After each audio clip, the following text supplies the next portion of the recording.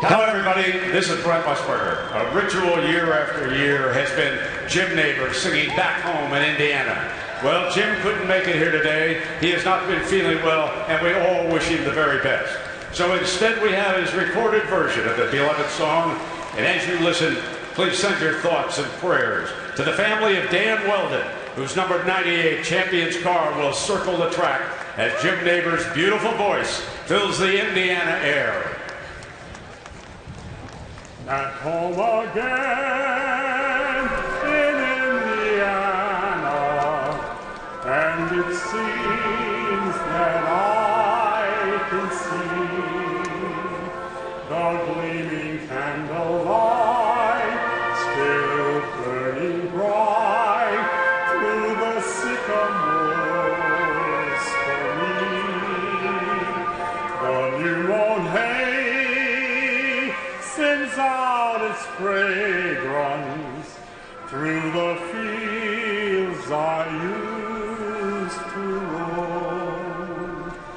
When I dream about the moonlight on the lowlands, how I long for my Indiana home.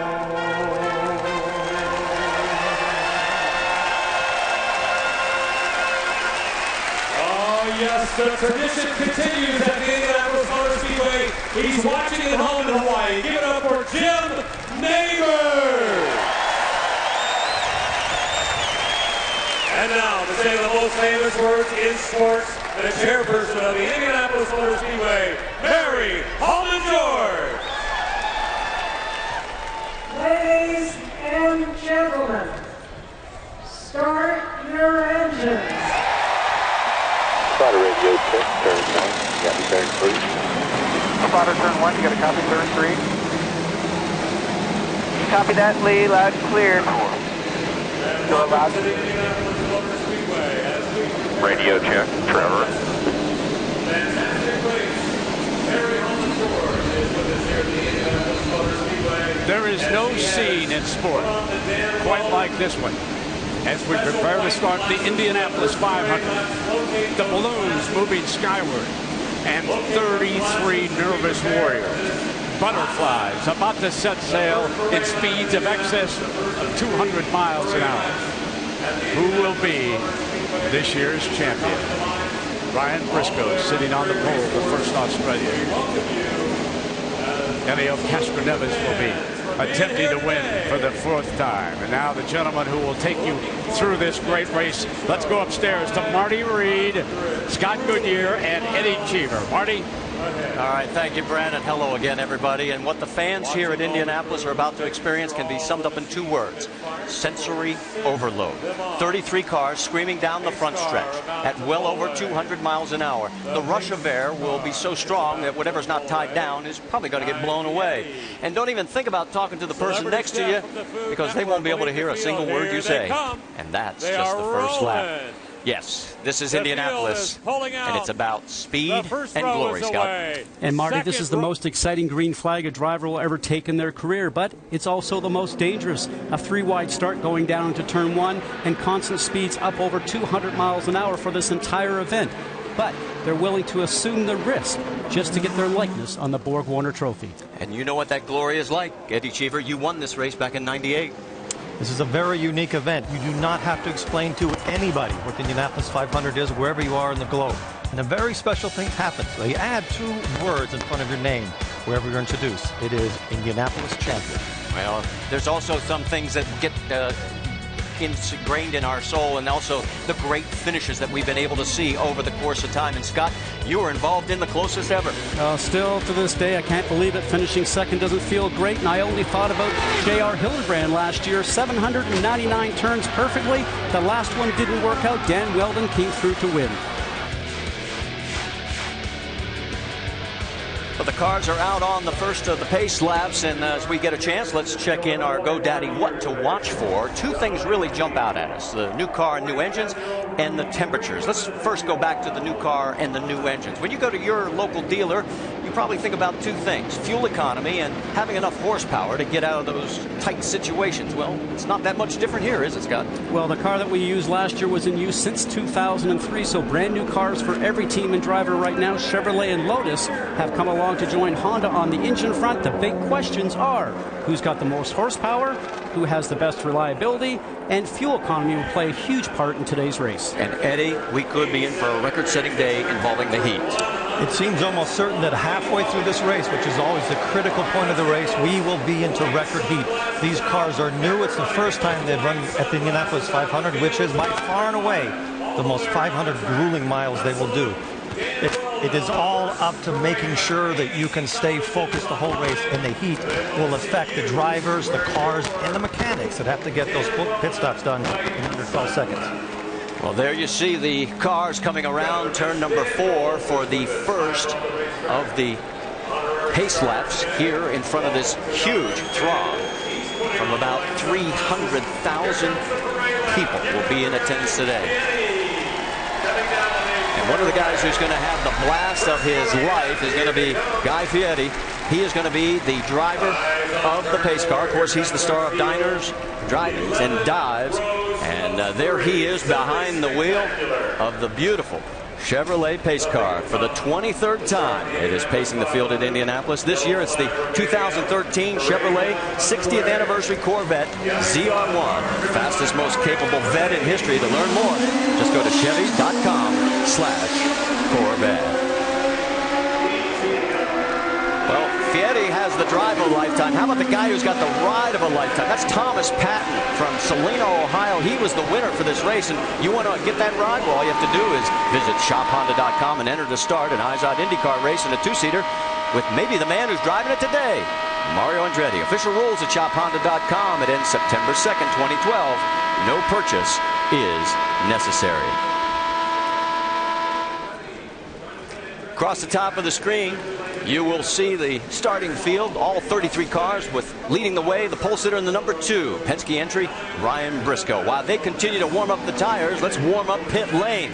Get a last-minute update. First up is Vince Welch. Marty, Penske perfect is a phrase we often hear at Indianapolis, and well-deserved. Roger Penske and his teams have won this race 15 times. Penske driver Will Power hopes for some perfection today, but his team over the past couple of years has had issues in the pits, costing them a chance at victory. Will Power today, he comes to this race on a 3-race winning streak, and if he's to get that elusive Indy win, he and the entire team will need to be Penske perfect. Jamie Little? The 2011 Indy 500 is one Andretti Autosport would like to forget. 2 cars failed to make the field, and a third, Marco Andretti, barely made his way in. But what a difference a year makes. 3 cars qualified in the top 4.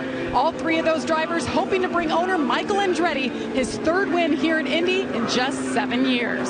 Rick DeBrule? Well, Chip Ganassi's team has won 2 of the last 4 Indy 500, so they come here expecting to do well. But this month has been a rough one. They have struggled. Their Honda engine just didn't seem to have enough oomph. They've qualified mid-pack. The drivers were frustrated, but the team kept working. As a result, when they put in the new race engine on Carb Day, the last practice before the race, they were fastest. Dario was number 1, Scott Dixon number 2. Does that mean a great race car? Not necessarily, but it means there's a good chance you'll see him in the hunt at the end of this race. Dr. Jerry Punch?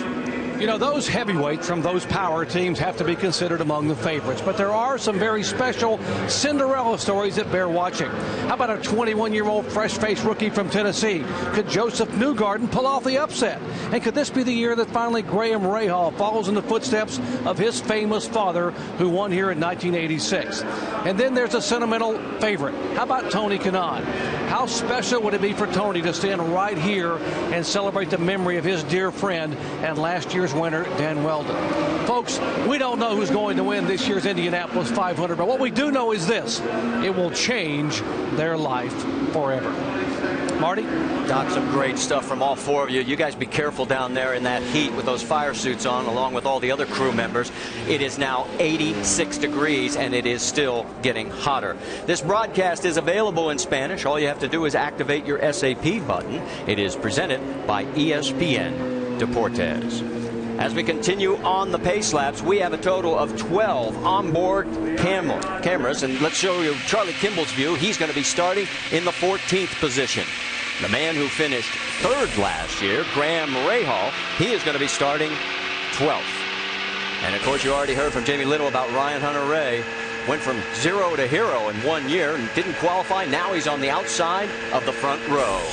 Marco Andretti has said from the beginning of this month that he has a car that's capable of winning the race. This might just be the year. Will Power has dominated the season up to here, but he has yet to have one really good 500. And Tony Kanaan, he led here in his first 7 starts, but he's never won here. And this year he brings along his childhood friend, Rubens Barrichello, who raced 19 years in Formula One. He hopes to have an opportunity to finish well here today. J.R. Hildebrand, remember we saw him last year hit the turn 4 wall. He's looking for redemption in the National Guard car. And we're going to make a little history of our own here today. Notice that you have a view of Dario Franchitti both as he's driving the car and out the front. We've never been able to bring this to you before. We have one located in Dario's car, and also James Hinchcliffe. Now, James will also serve as our in-race reporter. We may get a chance to talk to him during one of the caution periods later in the race. Elio Castroneves, a 3-time winner here, looking for his 4th, has a great shot today. And his Team Penske teammate Ryan Briscoe on the pole also has a great shot here today. Remember, 500 miles for this race. Let's quickly check our GoDaddy.com rules of racing, Scott. Well, this year the rules of racing changed just a little bit since last year. The pace car now will pace the field all the way through turn 4 and then go into pit lane for not only the start, but also the restart. Previous years, the car has ducked in just at the end of the pace lap and let the drivers pace that field. That is changing. Also something new this year, you can pass at any time that you get the green flag, both in the start, Marty, and the restart. It looks so beautiful. 11 rows of 3, and when you come here year after year, you realize that this track actually talks to you. It shares its memories, but never its secrets. As they come down the front straightaway, ladies and gentlemen, there is the pace car getting ready to pull off. Welcome to the greatest spectacle in racing. Pace car pulls off, the crowd coming to their feet, and down the front straightaway. Oh, what a beautiful sight. The Indianapolis 500 is green.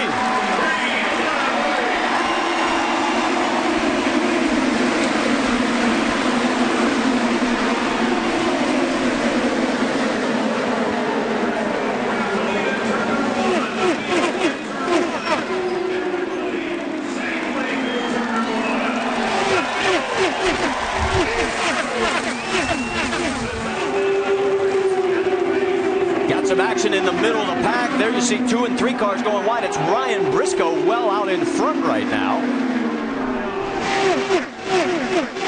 They make it through turn 3, coming through 4. So far, so good.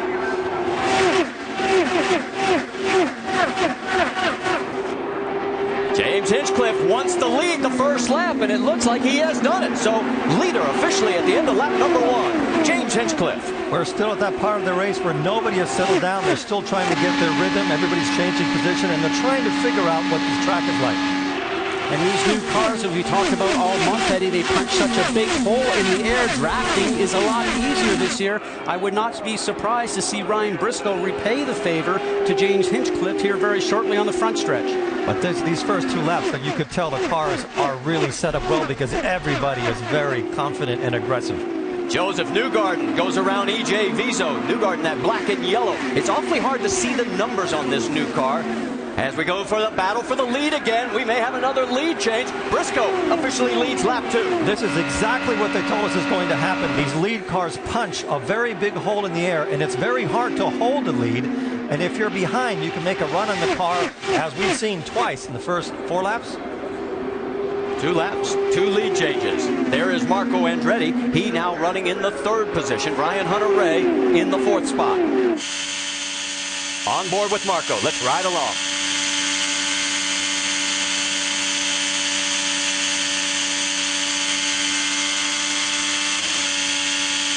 As you watch the Firestone telemetry, we see a 97% throttle. That's just really now possibly an error in the setup on there. And here, another change. Here we go. Well, Hinchcliffe tried to get underneath him. He had to think better of it, and it is very slick if you get above the race line. The track has not been rained on since I've been here all month, and the drivers have been talking about how slippery it is once you get off that rubber. And what that really means is early on in the race, you wouldn't expect there to be grit on top, but there's so much actual rubber on the line that you don't want to wander off even half a foot.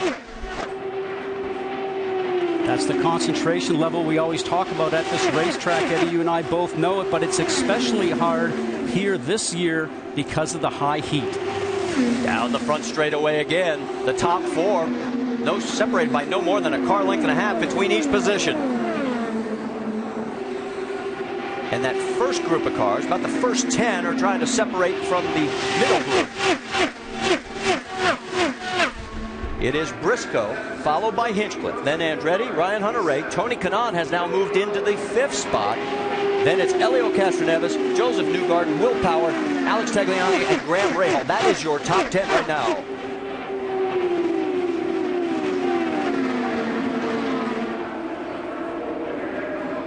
Here we go again, down the front straightaway, the drafting that the guys were talking about. Hinchcliffe going to take the lead. We're going to be seeing this all day long. And what I love about this, guys, as I look out from our broadcast window, nobody has sat down in their seats since the green flag. I haven't sat down. All of a sudden, Hinchcliffe, look at the gap he has opened up, and now the battle is for 3rd. The 2 Andretti Autosport teammates, that is Ryan Hunter-Reay in the yellow and white car, going down low underneath Marco Andretti, and he takes the spot. Very difficult as a race driver to sit behind a car in front, but Eddie, you and I talked this month that maybe that might be the best thing to do to try and conserve fuel. Remember, new cars, new engines, a lot is being learned here by the driver driving as we see another draft going on again. Ryan Briscoe returning the favor and makes a nice pass underneath the green machine, as we like to call it, the GoDaddy car, James Hinchcliffe. You know what they're doing that is very bright is that they're actually helping each other because they're not trying to put any obstruction in, and they're actually gaining on the group. Down the backstretch, it's Hinchcliffe trying to reel back in. Ryan Briscoe a little bit deeper in that 10th spot is Graham Rahal as we go on board momentarily with Ryan Hunter-Reay. Let's get more on what's going on with Graham Rahal from Vince Welch. 3rd place finisher a year ago, currently running 10th. Marty, as you mentioned, the last thing you want is a problem early, but Rahal reported his fuel light is blinking. I'm gonna piss out low fuel alarm. Stay out, stay out. Do not worry about it. Ignore the fuel pressure alarm. Ignore it.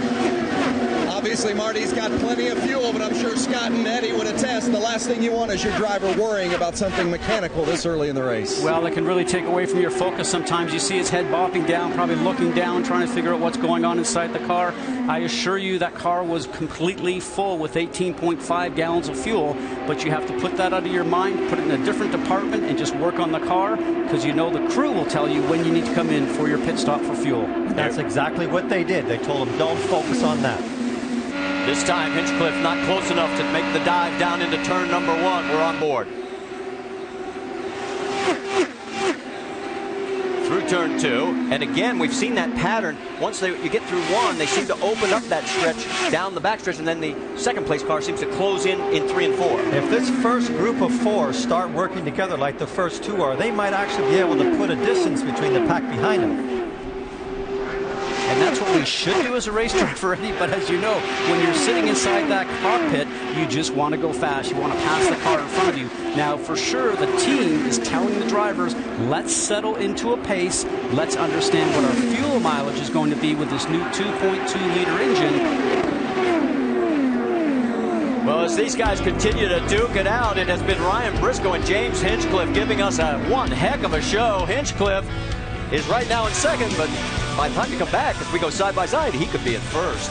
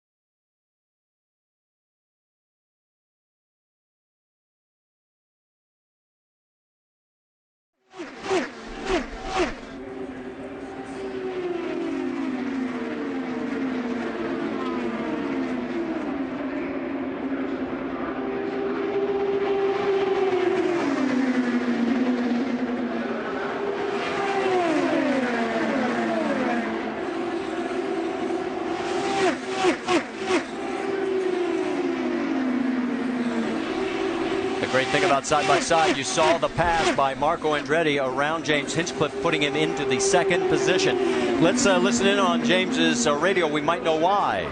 Yeah, just sitting behind him and breathing a little bit. You're getting really good fuel mileage, so just keep doing this. So he's talking about fuel mileage already. Oh, we got a yellow. As the 69 car, or the 39 car, I should say, that's Brian Clausen. He has spun at the line. And we have our first yellow at the day here on lap 14. Nah, started. I just need to start. I didn't hit anything.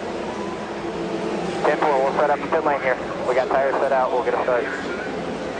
Didn't hit me. Great save, great save. He's got a flat left front. You can see the hole right there where he flat spotted the tire.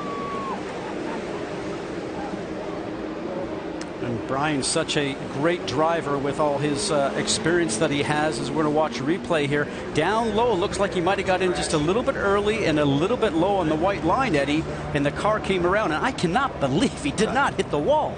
This reminds me of 1985, the spin in the very same spot. That's where Danny Sullivan spun right in front of Mario Andretti.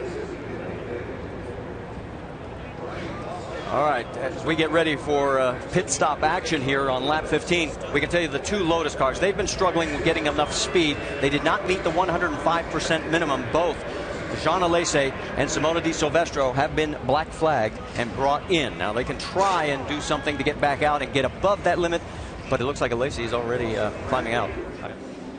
As we'll be coming up on the completion of lap number 15.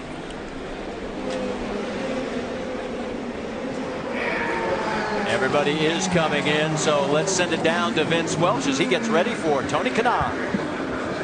Tony Kanaan likes his race car. He says it's a little bit fidgety coming out of turn 4, but otherwise he's comfortable with the way it's handling. They did have a little bit of a radio problem prior to the race. He had to change his earphones, but otherwise it's been smooth sailing for Tony Kanaan. He pulls the 11 in. Kanaan has led this race 7 times before. Today it's his 11th start at the Indianapolis 500. No changes, 4 tires. Jamie. Penske on the box for Ryan Briscoe as a quick stop because he didn't want any changes. The car was that good. On the left-hand side, James Hinchcliffe. We have trouble on pit road, guys. Dario Franchitti has issues, Marty. And we talk about mistakes being oh so costly in this race, and Dario has the first one for Target Chip Ganassi Racing. And they are already taking the front nose section off. Got plenty of time. Oh, he got punted. Got punted, and the front nose went into the tires that were sitting there, so they'll smartly change the nose in case there was any damage. That was EJ Vizo in the 5 that got into it. If he's going to have a problem, he obviously did, this is the perfect time to have it at the beginning of the race because he can fight his way back, and there was nothing really terminal. But that just goes to show you how crowded the pits are. On board with Dario. Now watch his hands on the right-hand side. You know, you're expecting going smoothly, Eddie, as we always calculate this. Turns, the back end comes around, a quick response by Dario. And right now he's going, what in the world was that?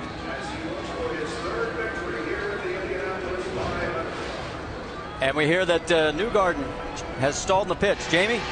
He was stalled there for an extended period of time. They're trying to figure out what exactly went wrong. He just got it fired. He is down and away. Remember, this is a rookie making his first start here, but a lot of pressure on his shoulders. He has a fast race car underneath him, but he has some time to make up now, Marty. All right, so he comes back out onto the racetrack. It is James Hinchcliffe who got out first here at Indianapolis, the 500, just into lap number 16.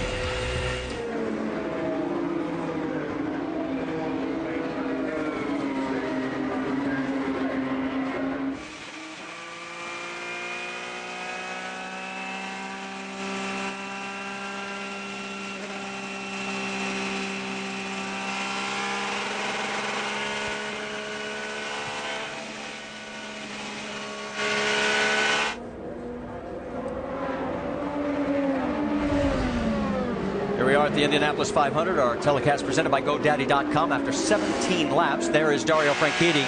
He is right now shown in 29th position, and here's the reason why. So what a clown. Okay, it happened early. We got plenty of time to recover. So actually, he was a little calmer than I expected. Green flag has flown, and boy, Hinchcliffe gets snookered, and so do several others, including Elio Castroneves. We got 3-4 wide. Hang on. Is that not a traffic jam? Oh, you don't want to be up in that grade, but they managed to hang on. What a exciting restart. Remember, first restart with these new cars, first race this year with these new cars on an oval, and they were doing to a single file restart up in turn 4, but by the time they got the start-finish line, boy, it was like 6 abreast, Eddie. There was no more room. That was Will Power you saw back there. Here we go side by side, the J.R. Hildebrand and the number 4 car as another car peels off heading for pit lane. That's Newgarden in the very back of the field. That's a very late pass. Very, very late pass. Whoa. And you don't want to be touching that white line. That was Sebastian Saavedra. He had a pit speed violation, so he has to do a back pass through as he makes his way down the long, long pit lane. Meanwhile, out on the track, the lead right now is held by the 26 of Marco Andretti. And Marty, when you talk about pit speed violation, you're supposed to be 60 miles an hour on the pit entrance all the way through to the exit. Obviously, he was above that number. Fastest car on the last lap was Ryan Briscoe. This time by, it looks like it's going to be Elio Castroneves, who is running back in the 7th position. You're on board with Briscoe. That's Scott Dixon. You can tell the two targeted cars apart. Look for the white trim on the side pods and the mirrors for Dixon's car. That'll help you identify those two. Now for Marco Andretti, who is leading, he needs to settle into a pace and see if he can turn the fuel trim knob that's on his steering wheel back just a little bit, Eddie, to try to start to save fuel. I don't think that's possible, I think what you have right now is a poker game that's almost being run from the pits, and they're trying to accumulate as much money as they can. It's like saving money. It's a few dollars here, a few dollars there, that towards the end of the race might make the difference of one lap. Oh, and a nice slice job exactly for that situation with Ryan Briscoe. Good draft down the front stretch and sliding underneath Marco Andretti in turn 1. And another lead change here at Indianapolis, as Marco Andretti is now under attack from his teammate James Hinchcliffe. For Marco, when he did get in the lead, 7th Indianapolis 500, he's been in 5th time. He's led the race. Now he's got to reel in Ryan Briscoe. Now you have to remember that 2 cars working together will always be faster around here than 1. So the leading car is almost a sitting duck, Scott. And when I was mentioning about fuel trim, I bet if you turn the fuel trim back, because you're trying to push so much air with these cars, you slow the car down. Maybe you don't have that chance to be able to run in front like we did last year and sort of try and save fuel. Well, guys, not to get too technical, but the Chevrolets, we heard, may not be able to trim as much fuel as possible because of the sheer heat that's being generated by the day-to-day in those engines. We'll keep tabs on that. As far as Marco Andretti is concerned, right now he came into this race very confident, more than he has ever been. We talked to him. I expect to win. That's what I'm showing up to do. And I truly believe, if this car replicates the last time I drove it on Sunday, I'm going to be the one to beat. And there goes Marco just as he finishes up, going right around Ryan Briscoe. This is going to be a fun day at Indianapolis. And as that pass was completed from our place right here in the broadcast booth, you can hear the roar of the crowd when the Andretti takes lead. We have had 9 lead changes between 3 different leaders. And you can see the top 6 are still all well within contact. But nobody has managed to go away. Oriol Servia looks like he has a flat tire. He has to come in. Rick, what do you have? Indeed, that is exactly what happened. He was concerned because it was getting very, very loose. He said he thought he had a tire going down. They said, come in and change it. Let's be safe. Well, that's a tough break for Servia, but it does happen early in the race. Gives him time to fight his way back. Working lap number 25 as they head around turn 2. Whoa, Hinchcliffe got high there in the 3rd car in your picture. You don't get away with that very often. That's just turning in late to the turn, or possibly the car's not working as well as it did for him. Maybe a little understeer. The front doesn't give you the grip that you want when you turn the wheel, or he missed his turn-in point, but you won't make that mistake and get away with it very often, Eddie. And if you do, your heart rate's probably up around the 200 zone. All right, while this continues, want to go back and show you the restart. As you'll get a chance on the single file. It didn't look much single about it, as look at this, 5 wide at one point. Oh. Let's go on board with Ryan Hunter-Reay.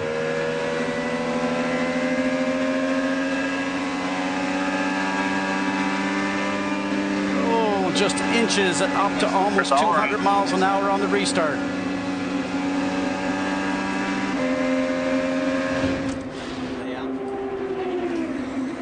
All right, so now you see Marco Andretti still in front of Ryan Briscoe. Hinchcliffe, Tagliani, Tony Kanaan. That is your top 5.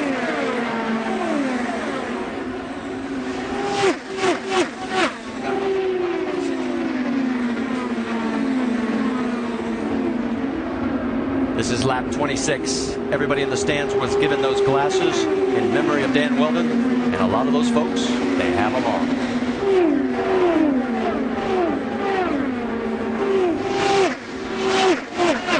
Andretti actually looks like the only car so far that's managed to put some distance in this many laps in a row on the rest of the field. They'll do the tribute again, and there is the 98. That's Brian Herta's team, who Dan drove for last year. That's Alex Tagliani, and he is closing on Ryan Briscoe. And they will do the tribute one more time at lap 98. Those were the 2 car numbers that Dan had, 26 and 98, when he won his 2 Indianapolis 500. Stay with us. We'll be back with you after a word from your ABC stations. The Indianapolis Motor Speedway, the motor racing capital of the world. And one day each year, all eyes focus on this 2.5-mile oval. We had an unbelievable start to this race, passing, slicing, and dicing. We've already had 9 lead changes. We've also had incidents in pit lane when Dario Franchitti got hit from behind by E.J. Vizo. Who has their likeness on the board? We're still a long way from determining that. Right now, it is Marco Andretti out in front of his teammate, James Hinchcliffe, followed in third by Ryan Briscoe. Let's check in with Dr. Jerry Punch. And Marty, we documented that the Lotus engine, in spite of all the efforts, wasn't quite up to speed. And John and Lacey, they called you in and asked you to pull in. Given your glorious Formula One career, how tough is it for you, your first time in Indy, to have to end this early? You know, I give my heart, I give my passion to be here. It was a lot of effort at home to train, to be back physically. I found fantastic people around me. They helped me very much to be into the speed of this racetrack.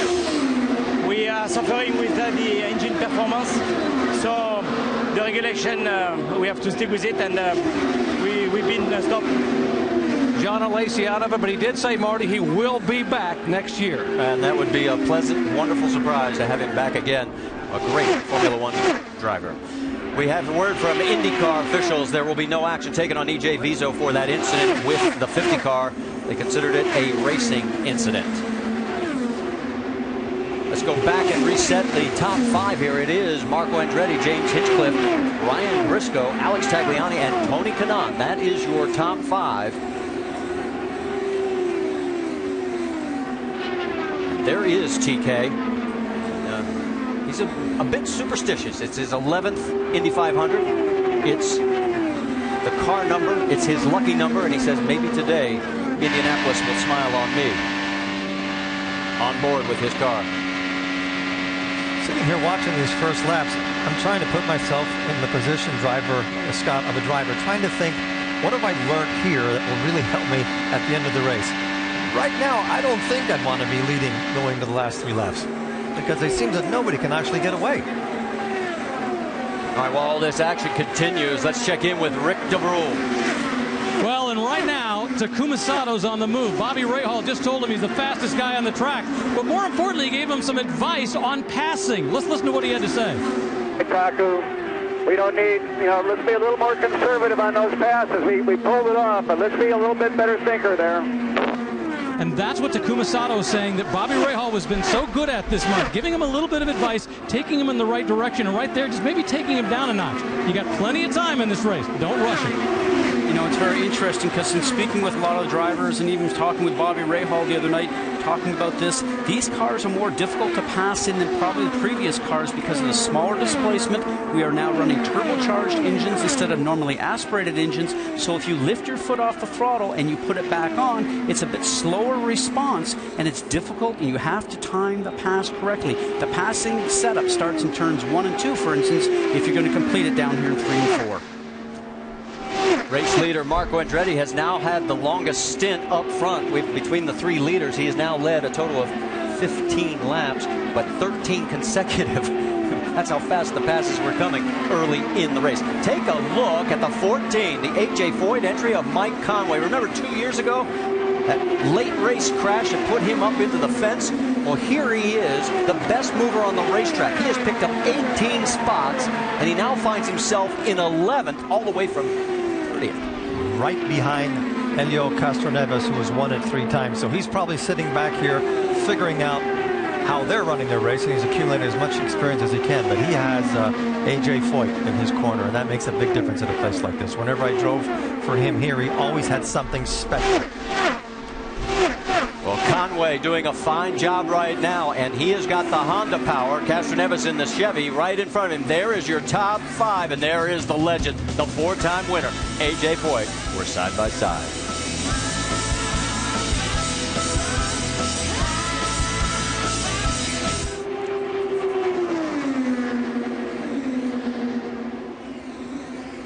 Telecast coverage of today's Indianapolis 500 is brought to you by GoDaddy.com. What a beautiful view from high above. That is the Brickyard Crossing Golf Course off to the left. 4 of the holes are actually inside the racetrack. You can see them there. Let's check in on our race leader. It is Marco Andretti. He now has about a 3-second lead over James Hinchcliffe, his teammate. And then it's Briscoe Tagliani and Kanaan. Remember back in 2006, a 19-year-old rookie thought he was going to win the Indianapolis 500, but at the last minute, Sam Hornish pulls out and nips him at the line. Second closest finish ever in 500 history. An unbelievable run, but right now, Marco in front of this race today as we're working lap 43 of 200. If you look at his lines, he's not even using all the racetrack. He's very, very comfortable and obviously making the right fuel number, Scott, but he's not even close to the wall when he exits the corners. The car is very comfortable for him. We saw him just a few laps ago actually taking his left hand off the steering wheel just to relax the grip, because as you're in the cockpit here for so long, holding that steering wheel is very difficult. You want to make sure that you're relaxed and conserve energy as much as possible. About 3 more. 3 more laps until possible green flag pit stop. This is when the driver's psyche starts to set in, start to think about what you're going to do when you come into pit lane, and make sure you hit your marks and get a good stop. That would be on lap 45. Marco pitted on lap 15, so they are getting what their target was, 30 laps. But now James Hinchcliffe is coming in a little bit earlier, so he's got a long way to go to get down to Jamie Little. Yes, he does. The #1 pit box is his. He said the car just needs a little bit of help. They drop the air pressure on the rear tires only. They'll fill it up with Sunoco fuel. Talking to their driver, 8.3. Good stop for James Hinchcliffe. You heard a little hesitation on the exit here, on the exit for James Hinchcliffe. This year, guys, the clutch on the car is no longer down by, and you don't use your foot. It's on the steering wheel, so it's a hand clutch. And when they first started this racing series back in St. Petersburg, a lot of people had difficulty with that. They're getting used to it now, but as you know, Eddie, very difficult from what we're used to. And they have to do maybe 10 of them. So if you have an issue with the clutch and you burn it after your 3rd or 4th start, you don't have a clutch. And if you don't have a clutch, you are done. Will Marco Andretti peel off this time and head for pit lane? Yes, he does. So right on cue, on lap 45, he brings it in. And Marco gets down to the 60-mile-an-hour speed limit. That means Ryan Briscoe will assume the race lead. Again, he's going to head all the way down to Jamie Little. Marco Andretti fired up, leading the Indianapolis 500 once again. Told his guys, let's do it for Danny Boy. Of course, talking about Dan Weldon. He loves his car, says it's absolutely great. They too will fill it up with fuel, put 4 tires on it. And down and away, no changes for Marco Andretti. Meanwhile, Ryan Briscoe, who started on the pole, you see his teammate Will Power was just ahead of him. No changes expected right now. He is 2. Down and away, Ryan Briscoe, 10.7, a little bit longer than we've seen so far today.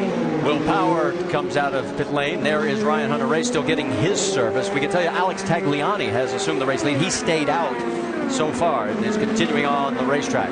That is Ryan Hunter-Reay back out as well. When you mentioned Alex Tagliani, he was the pole sitter last year. There is Mike Conway. Doc. And what a ride thus far for this young man from Britain, coming all the way from 29th starting spot. A little bit of understeer on exit. 4 tires, minor air pressure. He's away. Jamie Elio.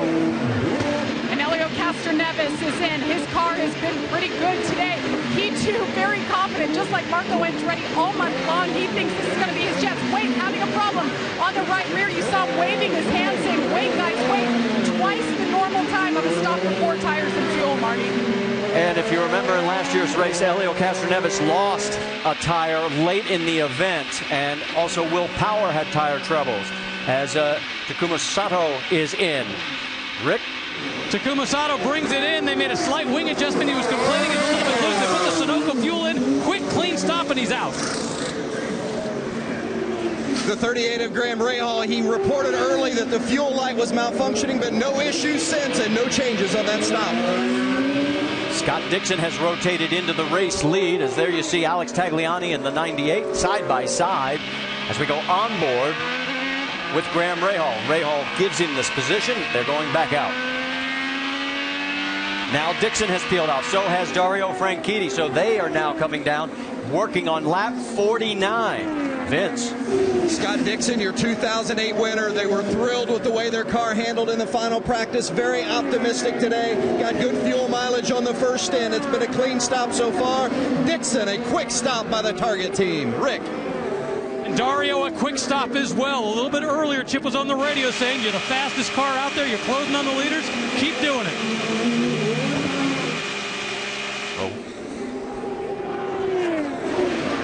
Joseph Newgarden stalled on the last stop. It was an electrical issue. They were trying to figure out what happened. He got stuck between gears, and you see the team. And it's stalling again. He's stuck. He cannot get it in gear. He got it going. Once he's out on the track, though, he's okay. Charlie Kimball inherited the race lead, but now he is coming down pit road. Vince? Charlie Kimball racing with type 1 diabetes. This is his second time at Indianapolis. A year ago, he said he was like a scrubby kid, but this year he knows what to expect. They expect more from him. It's been good so far. A little free off turn 4 for Kimball. They're making an air pressure change, and they'll push him off at 10 seconds. All right, so it looks like we have cycled through, and guess who's back out in front here at Indianapolis? It is Marco Andretti as he retakes the lead. That is Catherine Legg in the 6, right in front of him. And Catherine is running in the 28th position and is now 2 laps down.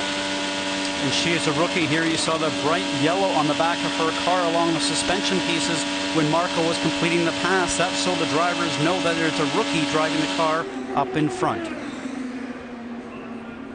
We're 1/4 of the way through this race. We've had 6 different leaders and 12 lead changes.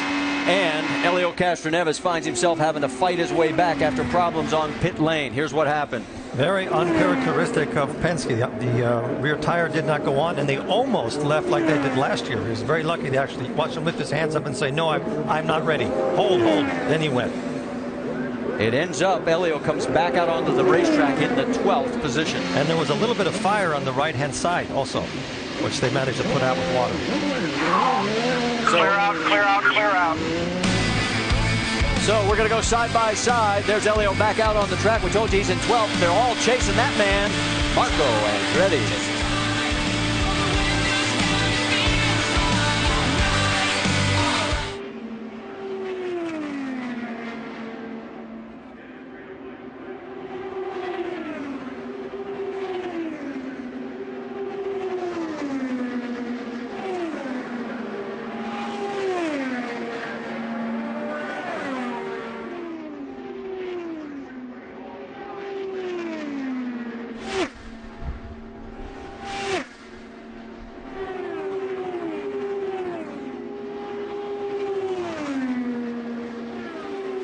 Puts it up. Oh, pass on.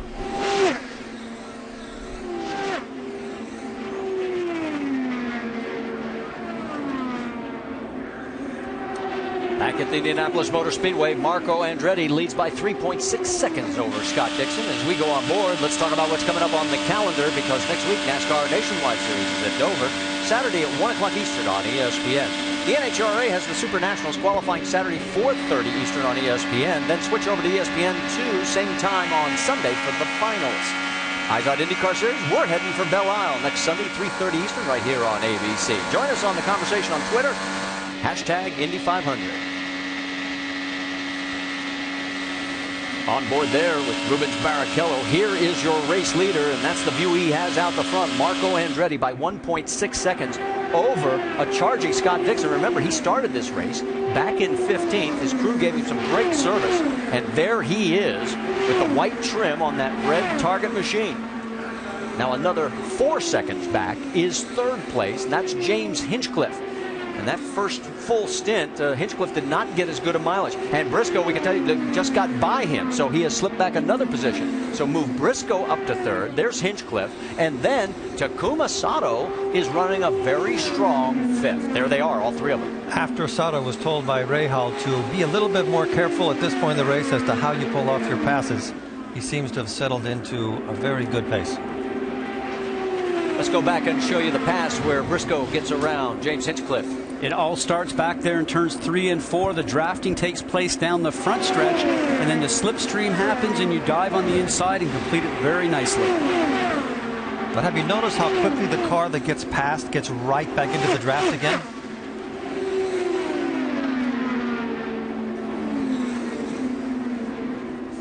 There you see the 41 coming back out. That's Wade Cunningham. He's 15 laps down after an extended stop. How about Graham Rahal, second-generation driver? Let's check in with Vince Welch. Graham Rahal says when you put together a good lap here, nothing feels better, but it's not feeling so good right now. I don't know why, but their cars are towing up so much better. I just can't even tow up. I'm flat in the draft, and they're pulling me. A lot of reason to go, Graham. We got a lot of adjustments. Let's just stay in it. Stay in it.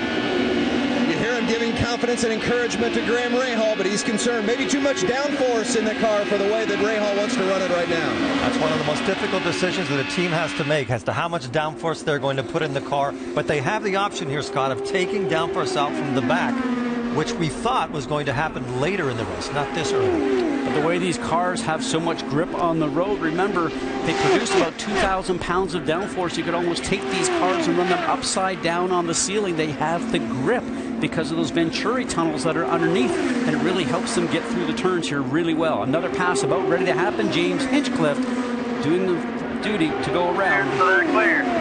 Ryan, what a great job these guys are doing. So now he's the one that's punching the hole in the air, and Briscoe behind him is filling that void. And we'll see how few laps it takes for him to close that gap again. Well, how about Takuma Sato right there? He is looking to get around Briscoe as well. Loses a little bit of ground as they head into 3. You have to remember the two cars here working together will always be faster than one. So if they work together, they can shut down that distance very quickly. Now this battle is a full 7 seconds behind race leader Marco Andretti. Andretti still in front by over a second, with second place Scott Dixon. Sato takes an outside line and a defensive line taken by the 2-car of Ryan Briscoe.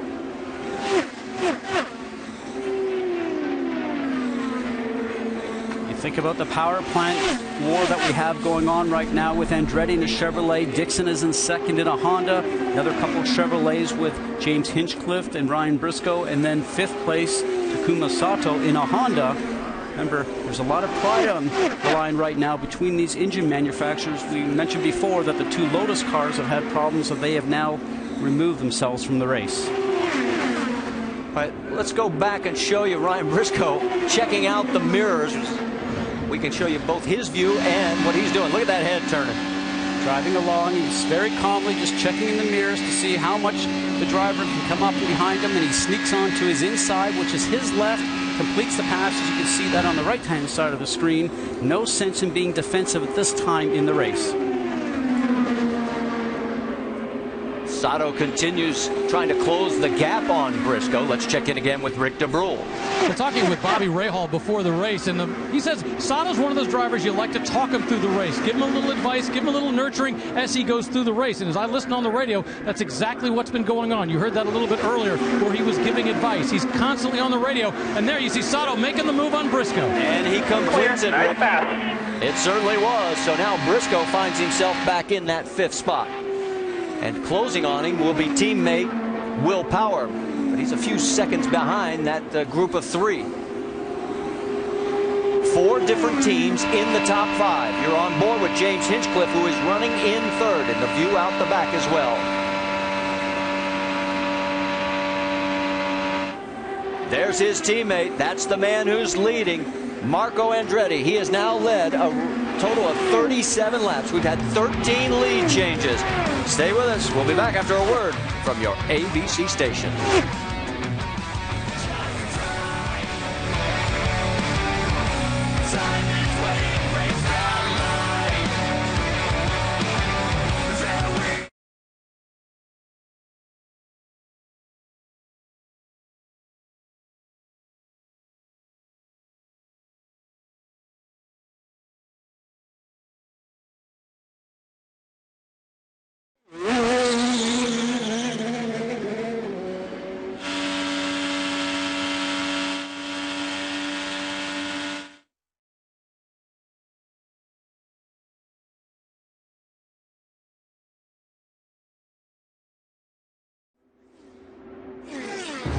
ESPN's coverage of the Indianapolis 500 on ABC, presented by GoDaddy.com. Brought to you by IZOD. Go to IZOD.com to see the latest in IZOD color and performance. And Expedia. Save on your next trip by booking your flight and hotel together.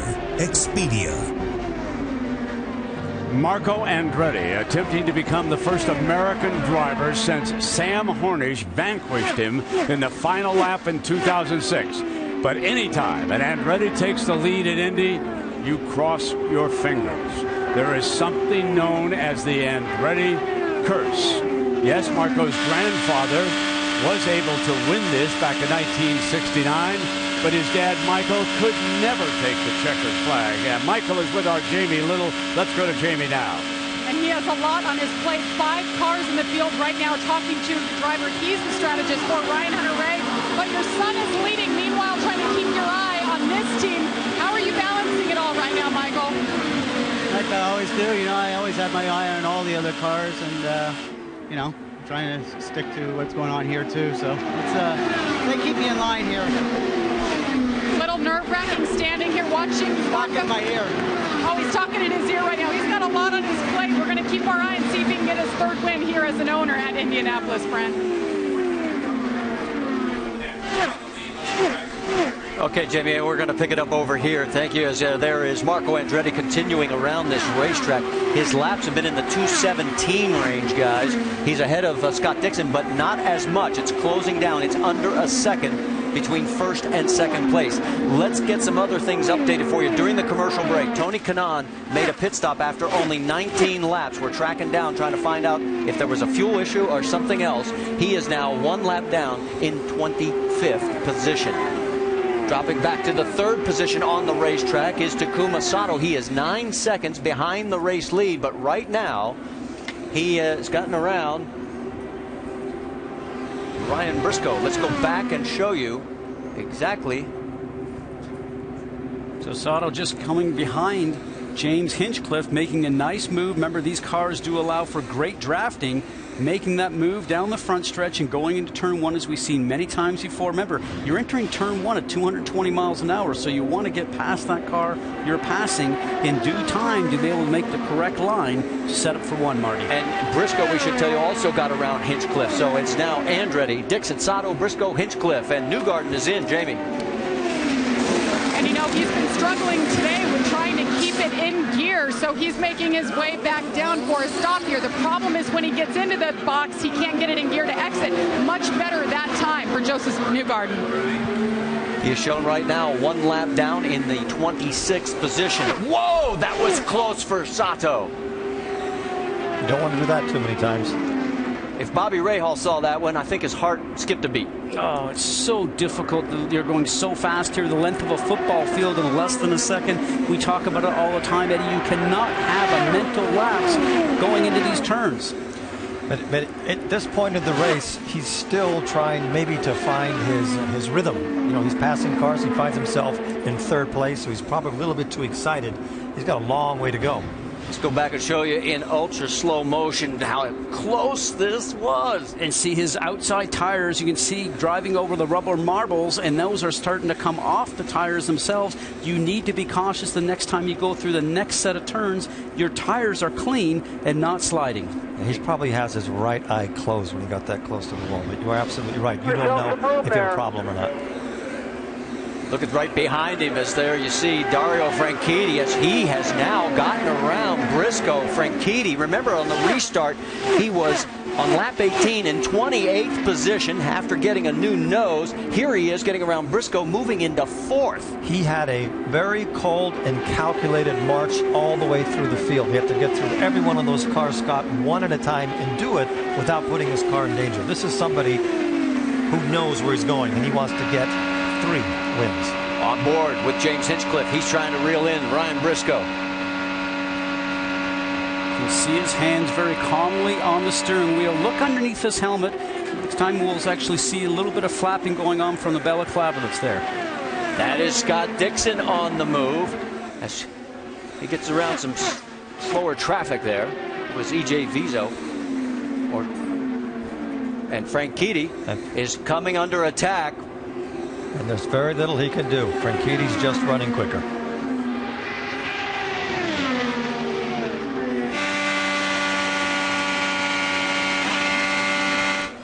Yeah, that's Franchitti as he gets around Takuma Sato, and boy, he is making this look easy. That's the biggest distance I've seen a driver manage to put on a car that he passed in less than half a lap.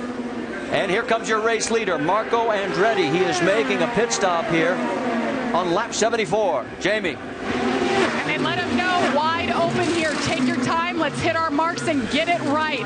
4 tires and fuel. He's been so happy with this race car. No adjustments once again. Meanwhile, his teammate James Hinchcliffe making his way all the way down pit road. Car has been pretty good. They'll fill it up with Sunoco fuel once again. Put 4 tires on it.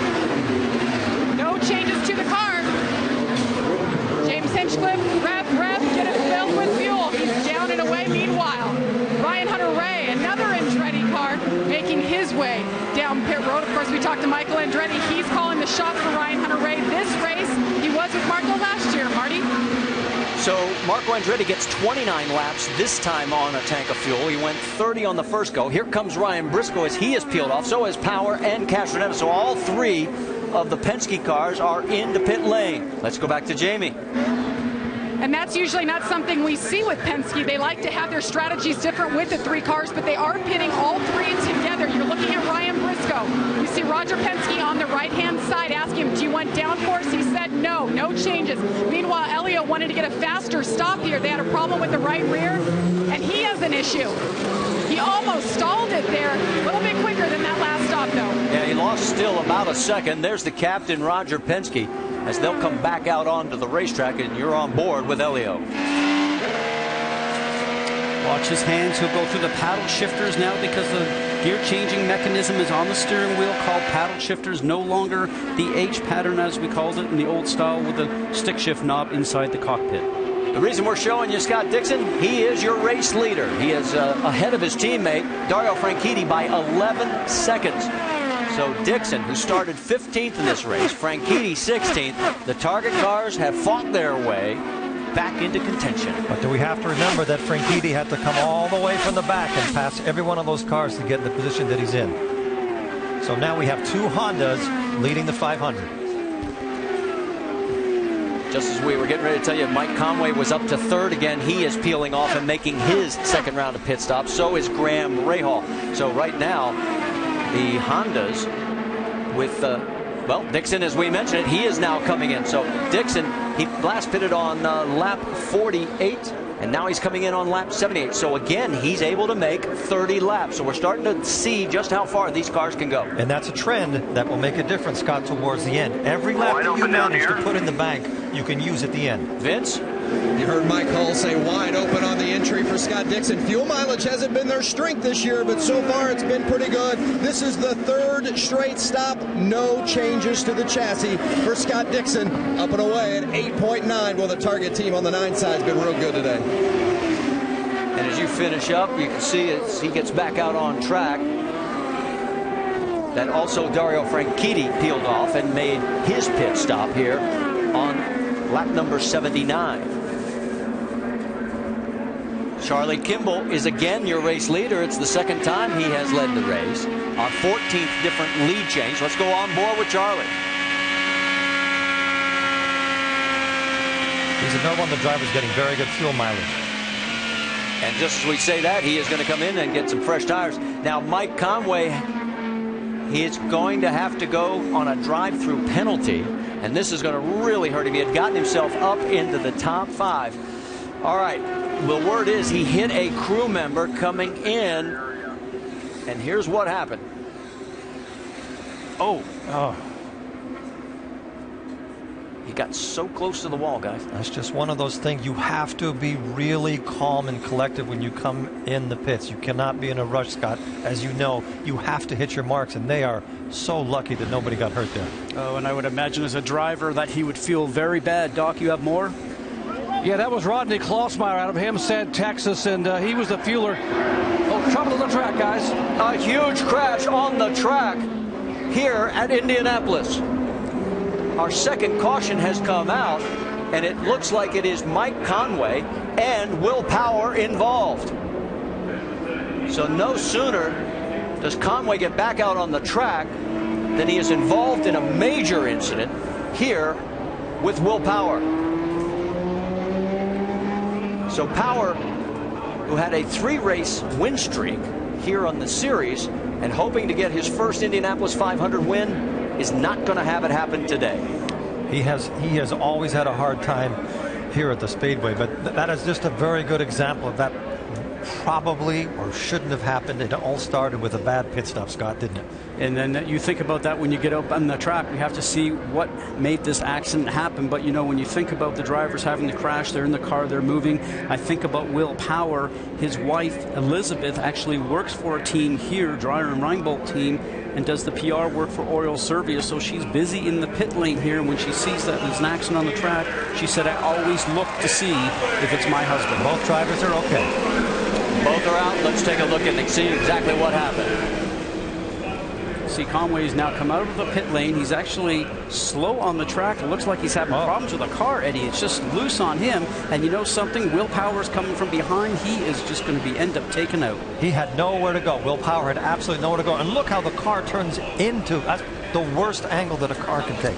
Well, just remember a few years ago, it's the exact spot where Conway had his crash a couple of years ago when he rode up and over Ryan Hunter-Reay. So the car hit the wall, comes out, and then you see the Verizon machine of Will Power just slice underneath it a little bit.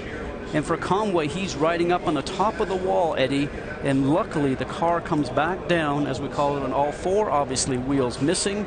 But a ride that Mike Conway certainly does not want to take, and probably relived a little bit of what happened to him 2 years ago. We want to remind everybody watching this horrific accident that turned out with no drivers getting hurt, that these are brand new cars that have been engineered to make sure they are much safer in impacts like this, and it did everything it was expected to do. But that whole accident started from a bad pit stop, and then it just degenerated, and he looked like he was actually going slow when he started to spin. All right, let's go on board with Will Power and just listen.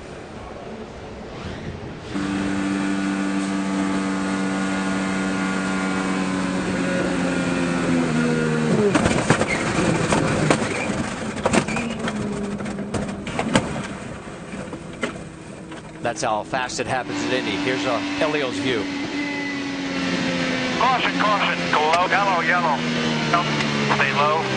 Clear. Stay low. Bouncing tire. I've had that in my career, and you never know where it's going. Elio did a great job of going down the pit entrance and exit lane, the warm-up lane as we call it. I thought that happened in turn 4. It actually happens in turns 1 and 2. Let's go to Dr. Jerry Punch. With A.J. Foyt, A.J., when your driver hit the crew member, that's what the problem was that produced the accident, is that right? Yeah, that's what started. He slid in and, hit my fuel man, knocked him over, and that's what broke the front wing. And, we had a hell of a run going. He come from, 27th to 4th, so we had our game plan. Everything's working. Will Power are now out of this race. This is one of those races where everything has to go perfect to find yourself in that leading group. Those last 10 laps, Scott, you cannot have anything go wrong. It just tends to multiply itself quickly. And once you get up to speed and you have a wing that doesn't work, that's exactly what happened. You turned in, the car that wasn't there was not there anymore. We have 4 cars officially out of the race, with Power and Conway joining Jean Alesi and Simona Di Silvestro. 2 cars behind the wall, Brian Clausen and Wade Cunningham. They are 35 and 38 laps down, respectively. Eddie, when you talk about there's 2 races in one here in Indianapolis, because as you mentioned, the first race is to get to maybe just 10 laps left to go, and then you've got to be ready for that shootout. Unfortunately, these guys are not. And for Will Power, who was coming into this race leading the points championship, it's not only not finishing the Indy 500, having a shot to win it, but also a points championship at stake. Joseph Newgarden makes a pit stop under this caution. He is 1 lap down, shown in 21st position right now. The cleanup is going to continue, and this is what this crash looks like in ultra slow motion. Watch the safer barrier do its job. We're going to go side by side here at the Indianapolis 500.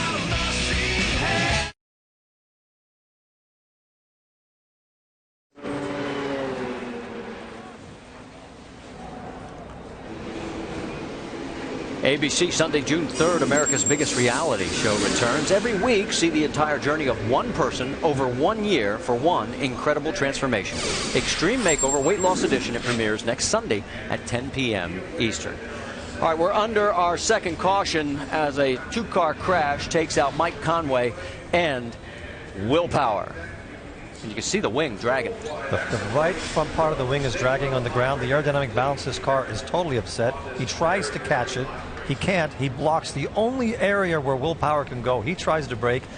He gets under the car, lifts it into the fence, rides the fence, and you'll see Castroneves in a second, who makes it through the accident. They were both very lucky. Yeah, he splits the middle to get through first, and then all of a sudden, look at this, and watch how close this is, folks. I hit a right front tire. The guy was spinning, bouncing, and I hit with on the top of my right front tire. I'm looking at the suspension, though. It doesn't look like there's any damage. No, and good thing, because it hit the tire and wheel assembly, so it actually absorbed it. But the most important thing that I think I learned from that, how calm he was. He's going through an accident, and just everything happened in front of him, and in turn, the wheels almost coming into the cockpit, calmly got on the radio and just said, hey, I need a front tire. All right, so while we continue the cleanup, there is one more look at what could have been, wow, it was ugly. But luckily, both Mike Conway and Will Power are A-OK.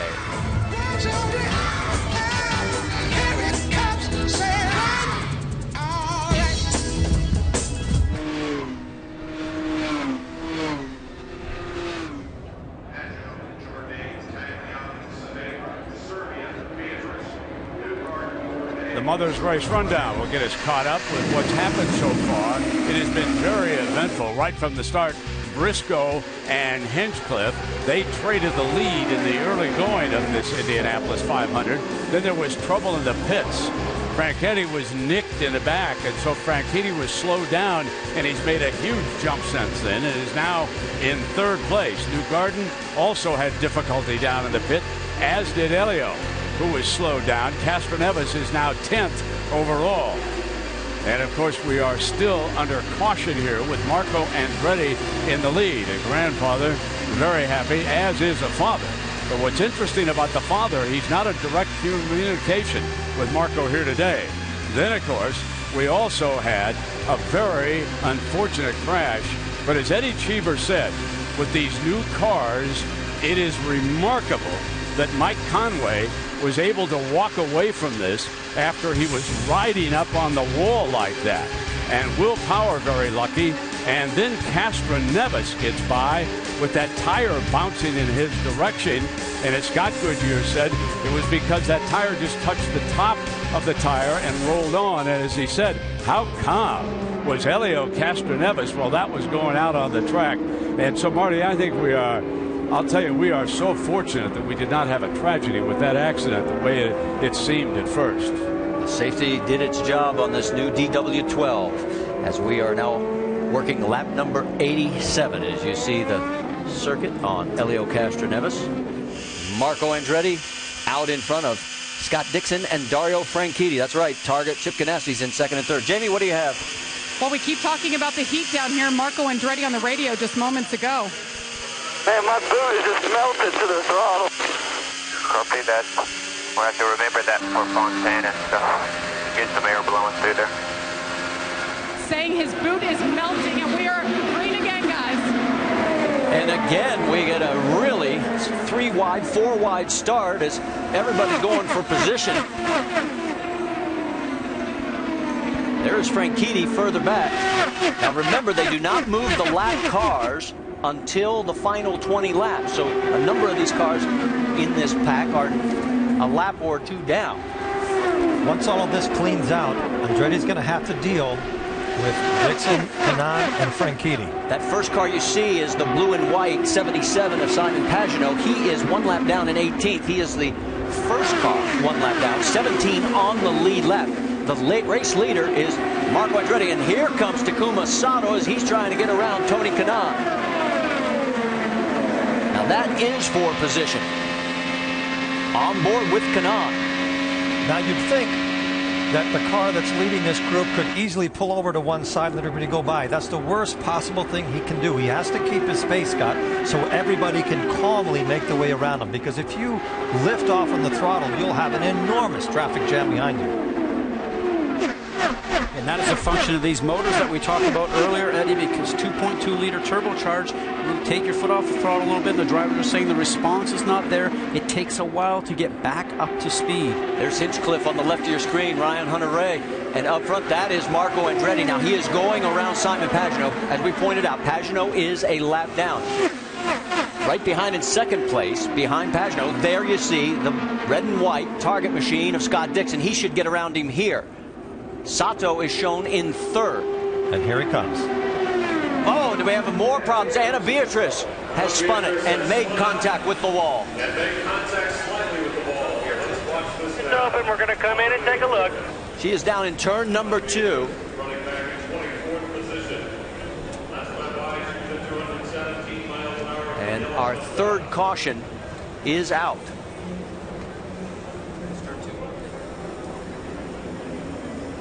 This is her second race. Remember, she ran a race just over in Brazil.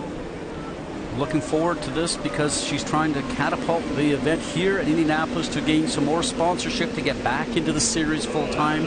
A very talented driver.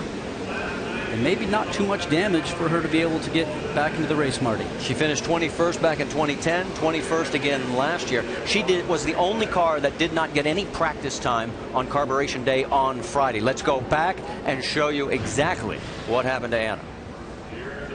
Now you look down on the bottom. Car is just coming around a little bit. Her line looked good, Eddie, so maybe the back end of the car is just a little bit loose, as we call it. Oversteer, that's when the back end wants to pass the front. It certainly looks like that's the case. Let's watch her line. She's starting to come through. As we mentioned, she goes off towards the turn. Something's just a little bit crazy. Let's ride along and just sort of watch. Head.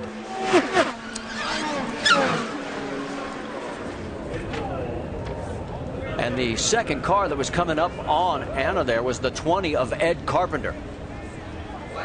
And when that happens in front of you, Eddie, boy, your heart rate starts going, doesn't it? And you don't think about it, it just reacts. You have to be on automatic. You can't be thinking which part of the track are they going to go to. You just instinctively try to figure out where it's going to bounce and you try to avoid it. But those are two spins that we've seen that happen really early. That's why they're not getting into the wall. They happen early, they tend to get the spin out of the way, then they find themselves in the middle of the track where the bigger problem is the people that are arriving. And it looks like we're going to have some takers on pit lane as Marco Andretti is coming down, the race leader. Several others finding, whoa, and you saw Ryan Hunter-Reay change his mind at the very last minute. As they make their pit stop from high above. Those seats were sold, folks. A lot of folks are getting under the shade and getting some fluids because it is hot. Let's go down to Rick DeBrule. Takuma Sato comes in, no adjustments on the car. They made a slight wing adjustment last time. He gets out very cleanly and safely, likes the car.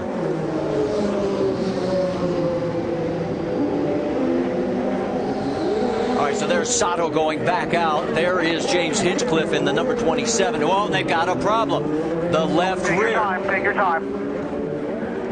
Luckily for them, this is under caution. Go, clear. Hinchcliffe comes back out.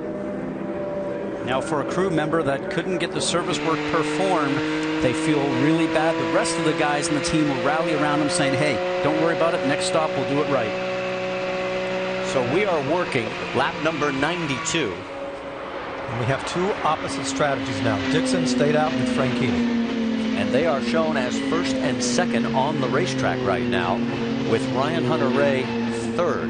Now, the last time Franchitti and Dixon pitted was on lap 78. Ryan Hunter-Reay on lap 74.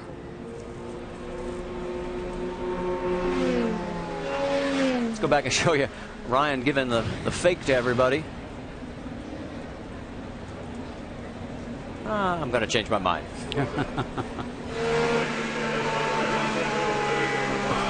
All right, so we are still trying to get Anna Beatrice back to pit lane. They finally got her under tow. Stay with us. We'll be back after this message and a word from our ABC station.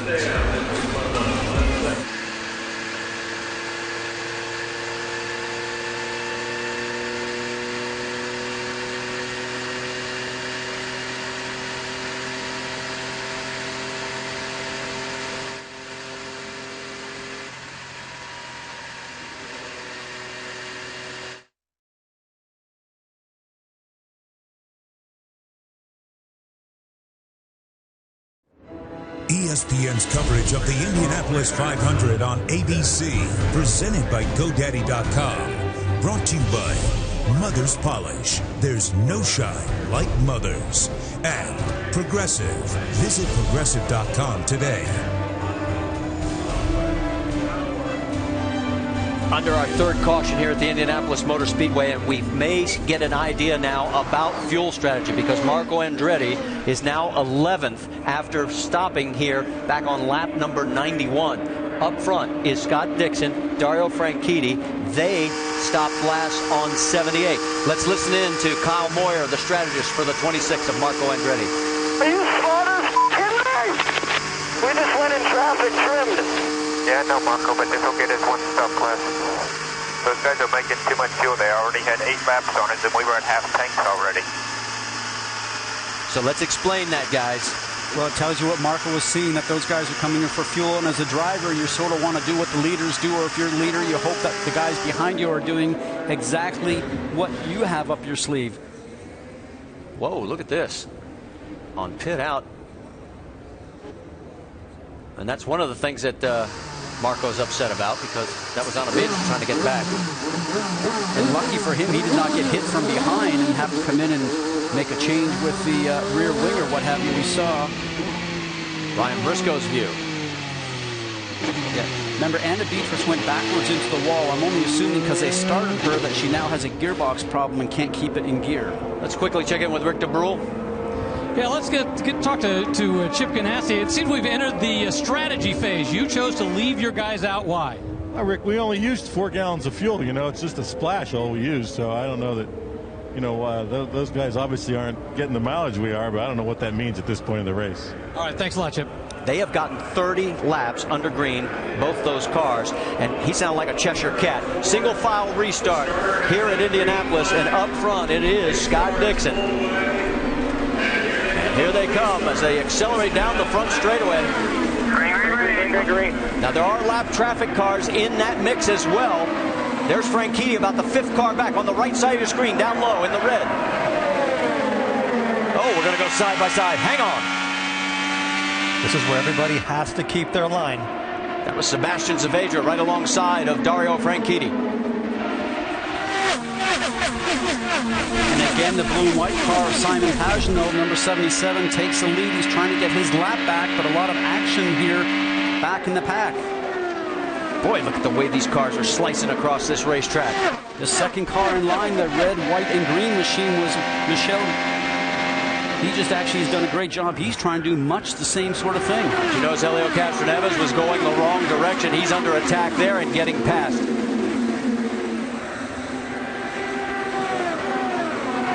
That's Dario Franchitti getting around the 28, the yellow and white car of Ryan Hunter-Reay.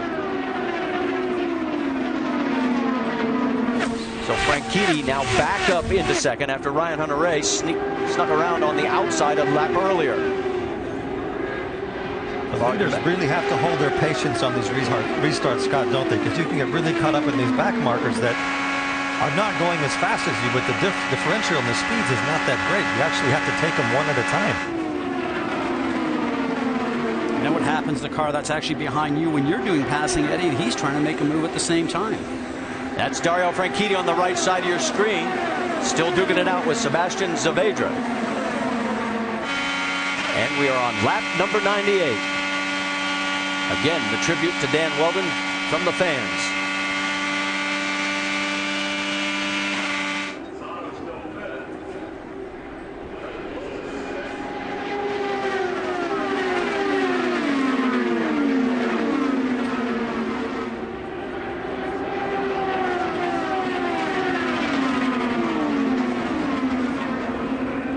That is Susie Weldon on the right side of your screen. It has been a difficult but a proud week for her, as lap 98 is in the record books.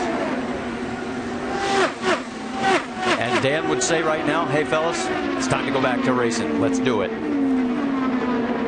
It is Scott Dixon still up front. There he is. He's actually the 3rd car in line. The 2 cars in front of him are trying to stay up there, hoping to catch a yellow and maybe get back on the lead lap. Then the car right behind is Alex Tagliani in that 98. He also a lap down.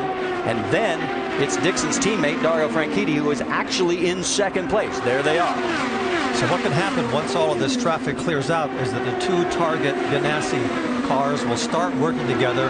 They will be more efficient, Scott, at saving fuel, which, by the way, it looks like they're actually producing fuel when you compare it to the other cars they're racing against. And all month long we've heard that the Chevrolets were better in fuel mileage, but I will tell you that I have run for Honda before. Very resourceful. They're always working hard, always coming up with something new. We did that for qualifying, also for the race here. So I would assume that they've done their homework here, and the drivers are very confident at this point in time because they have something underneath them that they feel they can drive to the front. Well, Eddie, all the information we got throughout the week leading up to pole day was that the Chevrolets were getting about 2 laps more than the Hondas. But right now, here comes Alex Tagliani again. Now, remember, he is trying to get a lap back, so Dixon's not going to mess with him this early in the race. We're halfway. And we are now halfway in this event. Let's get an update on Scott Dixon. Vince? Everything running to perfection for the 9 team of Scott Dixon. The tires have looked good. The mechanical balance has been good. And the fuel mileage, just as you guys were discussing, has been excellent. 4.1 is the target they've been shooting for. And Dixon has been able to do it when he's been in traffic. For instance, he was running behind Marco Andretti. And then out front, they've been real happy with where they're hitting on the fuel mileage number. Well, you're looking at two of the best guys that can make fuel when they have to. I cannot emphasize enough how important it is for this team to have both cars running this closely. Because from the strategic point of view, the pits can now, Scott, make them, they can set up a plan and they can execute it perfectly because it looks like they're far enough ahead from cars that can bother them, and they can just keep on hitting their marks, making fuel. The more fuel you make, the better off you're going to be at the end of this game. Behind him, it's Ryan Hunter-Reay, Graham Rahal, and yes, Justin Wilson has poked his way into the top 5. We're going to step aside. There is the top 5 with 99 laps to go at the Indianapolis 500. Look at that Cheshire Cat. He knows he's got something in the bank right now. And Dario Franchitti, well, could he be a 3-time winner? How about Dixon? Maybe a 2-timer.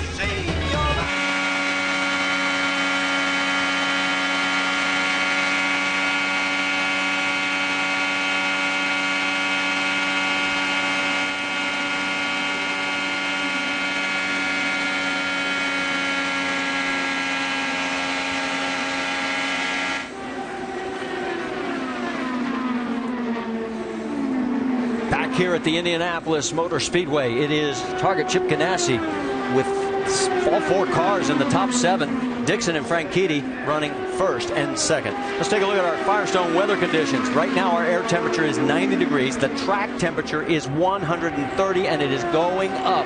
The all-time record back in 1937, Wilbur Shaw drove for 4.5 hours in 92-degree heat. And there you see the record temperatures.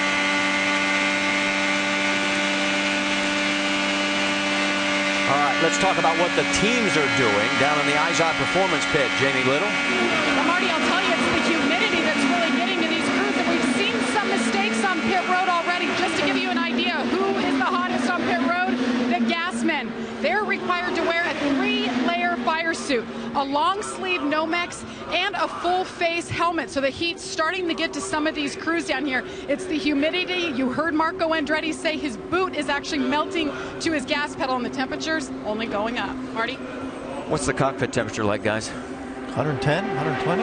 And I think the heat that we're having now with the ambient, I think it's probably even hotter than that inside. And if he's melting his boot onto the metal gas pedal, that is something he's feeling all the way through his body. As Jamie mentioned, it's only getting worse. And you know what it's like, Eddie. The sweat just comes. You're now soaked all the way through your 3-layer suit, and the sweat's coming down into your eyes. Sometimes it's difficult to see, but you cannot make a mistake.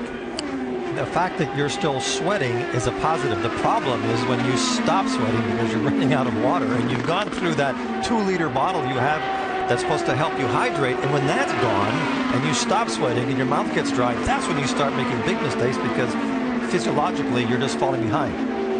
Ryan Briscoe, is he slowing? Does not look as fast right now. Let's check in. He looks like he's working the tools a little. It went between gears, and I had to go to emergency shift to get out again to get easy again. gear issue. Pick it up then. Keep going. Good job. Pick it up. So he had a gear issue. He had to go to an emergency setting to get the gearbox to function again. So it almost sounds like a computer issue more than a gearbox issue. In all running electronics, he would simply change the switch on his steering wheel to do that, and he went down from about 217 to down to 212 miles an hour that previous lap. Seems like everything is back running properly for him now. But that was absolutely brilliant cold thinking on his side, though, because he figured out exactly what to do and switch to emergency without wasting too much time. Look at the difference between his fastest lap and the last lap. 7 miles an hour. So right now, Ryan Briscoe continues as one of 2 remaining bullets for Team Penske.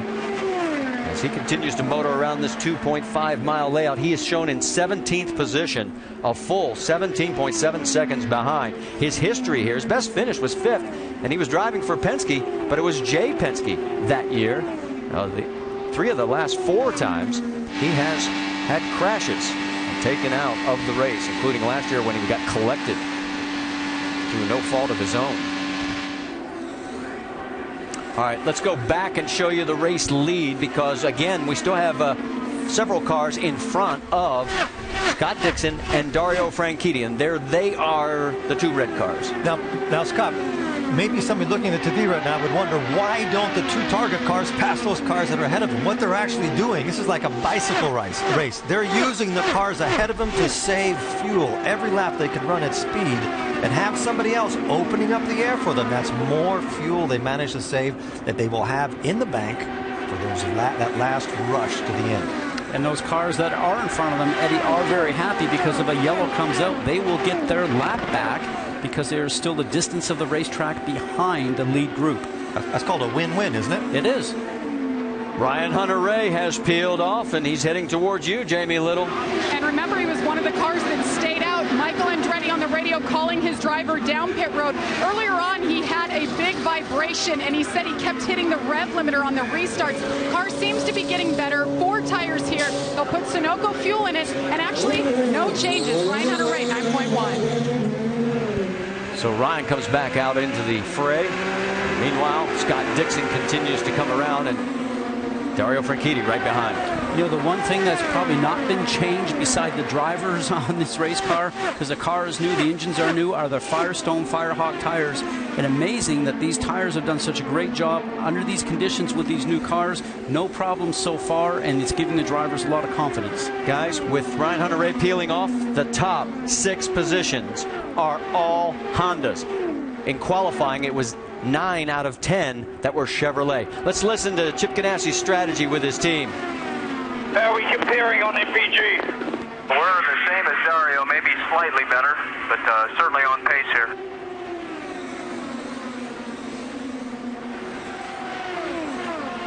Hey, Dixon's +2 on the mixture switch, getting better mileage. All right, +2 on the mixture switch. So what they have is a little switch for their fuel reading that tells them how much fuel they want to put in the engine. And obviously they have found the sweet point. 4-car J.R. Hildebrand, he is in. Rick. J.R. Hildebrand having a very calm race. They had an issue in the first pit stop. They have a problem right now. Had a hard time getting the fuel nozzle out. But that very first pit stop put them behind. Dario Franchitti's car had spun in front of them. They had a very long pit stop. They've been working hard to overcome that ever since. And he was shown in 16th spot as he came in. Right now, Chip Ganassi has got to be really feeling good. Not only does he have his 2 guys running first and second, but he has Charlie Kimball into 5th, and now Graham Rahal is going to peel off and head down pit road. But all of them were in the top 6 until this pit stop by Rahal. Here he comes. Vince? Nice and easy. 4 tires and fuel for Graham Rahal. The Sunoco fuel, no other changes. They've encouraged him to use his weight jacker, but nothing significant enough to make a chassis change. It's a smooth stop for the 38. Doc? Elio Castroneves said the car will not turn in traffic. Serious push, serious understeer. He said, it's bad by myself. It's even worse in traffic. I cannot get the car to turn. He's away. And I guess the question is, did maybe striking that tire change something up there that's causing the car to push? That's a possibility, but those Penske's never have really been as fast as the Ganassi cars during the race, have they, Scott? I mean, it looks like, you know what this is like? This is like exactly what we saw on Carb Day. Ganassi teams seem to have the right setup, the right fuel, and the right pace. And in qualifying, you mentioned it was all Chevrolet and Penske. But now I would hasten to say that I don't want to count these guys for both winning. I mean, we've not seen much from Andretti's here in the last 10 laps or so, 15 laps or so. Remember, they're on a bit of a different strategy. We'll have to see if it's going to play out. Marco's now marched forward and is now back up to 6th spot. And you heard some of the lingo on those pit stops with the weight jacker. Now drivers have the opportunity inside the car to make some adjustments. One of them is what we call a weight jacker, a toggle switch on the steering wheel. They can move weight from the right front to the left front tire to help the car handle better. But Marco had to go on the different strategy because the Honda teams were having such a better fuel efficiency than they were. It was forced. They were forced to make that decision. It looked like Dario Franchitti was taking a peek towards maybe coming down pit lane, but no, not yet. Yes, he has. Franchitti has peeled off. He is coming down pit lane, so he is getting a little less fuel mileage than teammate Scott Dixon. So Franchitti's heading to you, Rick. 3, 2, 1. Dario Franchitti has the car in. They're happy with it. They're not planning on any adjustments. Important to point out, there is no one in the pit stall ahead of him, very open. As a result, he's got a straight shot out. Hard to believe after that spin on pit road earlier in this race that they've not only recovered, but recovered to the point that they are a true contender. That last lap that Dixon took is a very difficult lap because he wants to make sure he doesn't run out of fuel before he gets in, because he was in the same strategy that Franchitti was on. And he gets one more lap as he heads your way, Vince Welch. Scott Dixon led 73 laps a year ago and finished 5th. He's led 34 laps today, and he has looked real strong. They have not made a single change on any of his pit stops yet today. Looking for another perfect stop from this 9 team. Again, no chassis adjustments. Sunoco fuel, 4 Firestones. Rick. And Justin Wilson was having a great race, and coming into the pits, it locked up on him, and he just eased up against the wall. Doesn't look like he actually hit the wall. They're not doing any repairs to the car as such, but they're putting the fuel in, getting him back out, but very frustrating. You can see Justin pounding on the wheel because what was a great race now has a mistake in it. So a tough break for Justin Wilson as he comes back out onto the racetrack. Here's what Rick was talking about. You can see he goes very close to the wall and actually gets the gun pinched against the wall with the hose. You'll see that the left front tire changer definitely had some difficulty getting that wheel on. And he ran over a hose. Got tire bits all over the racetrack there. Don't know whose tire that came off of. That is a pretty sizable chunk of rubber. That's Takuma Sato, as Sato is now your race leader. That's right. 7th different leader, our 18th lead change. Is that the first time a Japanese driver has led the Indy 500? We're going to have to check the record book, but I think you're absolutely right, Eddie. No pit. Do not pit. That was Sato's radio. They don't want him to pit yet. Now remember, Sato's last stop was on lap number 91. So right now, Takuma Sato is leading Marco Andretti by 5 seconds here at the Indianapolis 500. Our telecast presented by GoDaddy.com.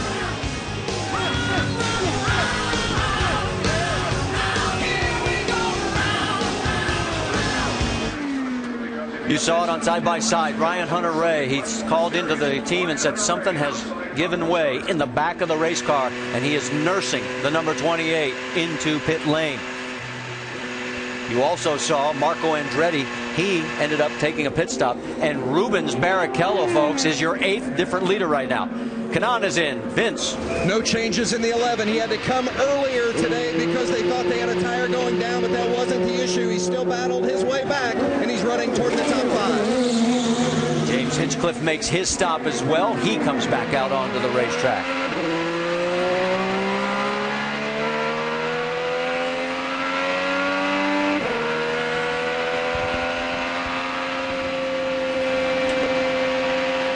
And here comes Barrichello after leading a lap at Indianapolis.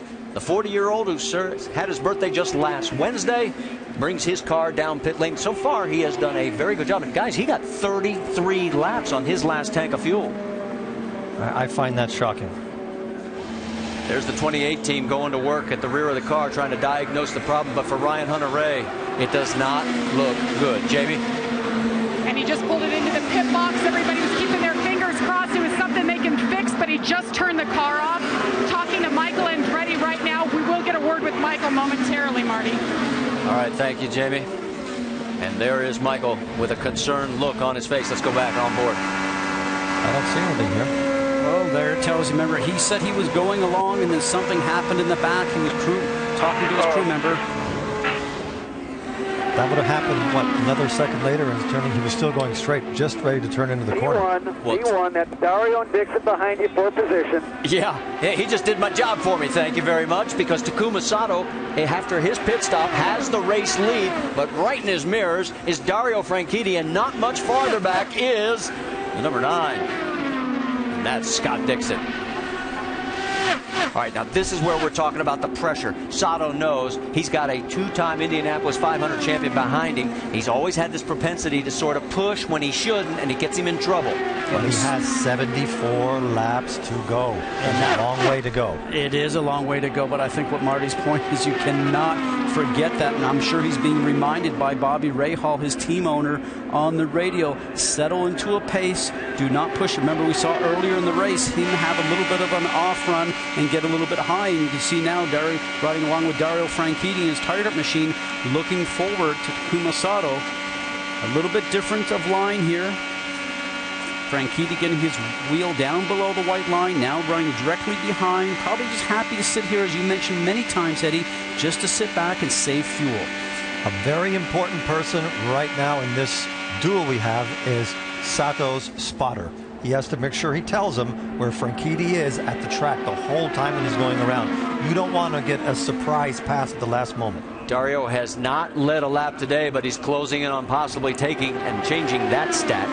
Getting back to your question about Japanese drivers leading, Tora Takagi led 2 laps, it's easy for me to say, back in 2003.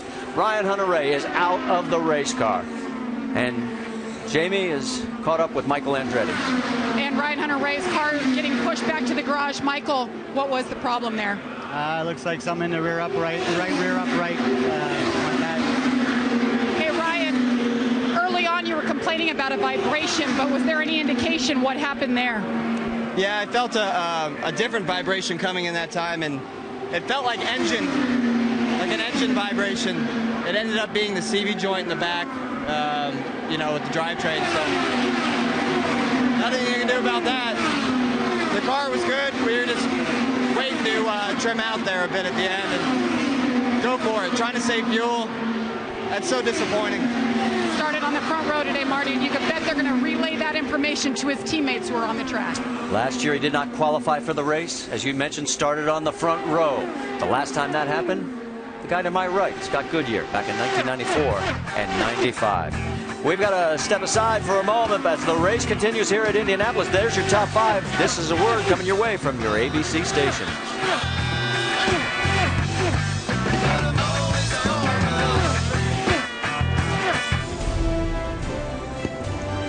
What a beautiful view of the Indianapolis Motor Speedway. This is sacred ground for motorsports racing, and our Helicam coverage today's race brought to you by GoDaddy.com. All right, let's talk a little bit of strategy now on the top 5. Let's go up to speed. Let's check in first with Rick DeBrule. Well, I can tell you right now, the country of Japan celebrating when Bobby Rahal came on the radio and told Takuma Sato, congratulations, you're leading the Indy 500. Well, that's the good news. The down problem right now is that he is out front. They've had to go to a fuel mixture that's burning a little more fuel to stay out front.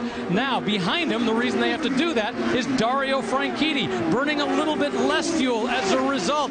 But they're so far very happy with everything, and you've heard from Chip Ganassi. He's ecstatic about the way things are going, and he thinks he's on the right strategy. Jamie? Well, Marco Andretti just behind him in the 26, started this race fourth. He's led 59 laps today. The car has been pretty good, but as you can imagine, he is frustrated by this fuel situation with the Ganassi cars. They keep telling Marco, keep saving. You're doing great. Keep it up. Vince? It's been a great day for Scott Dixon. He started 15th, the deepest he's ever started here at Indianapolis. He's led 34 laps and currently running in the top 5. Their fuel mileage has been outstanding. He can go to lap 151. Graham Rahal is right behind him in the next spot, and Rahal running 5th. In fact, there are 4 Ganassi cars in the top 7 for Rahal running smoothly. They've got 2 more stops to go, but right now, real happy with their race car, Marty. And quickly rounding out the top 10, it's J.R. Hildebrand, Charlie Kimball, Townsend Bell has poked his way into the top 10, Elio Castroneves, and Justin Wilson.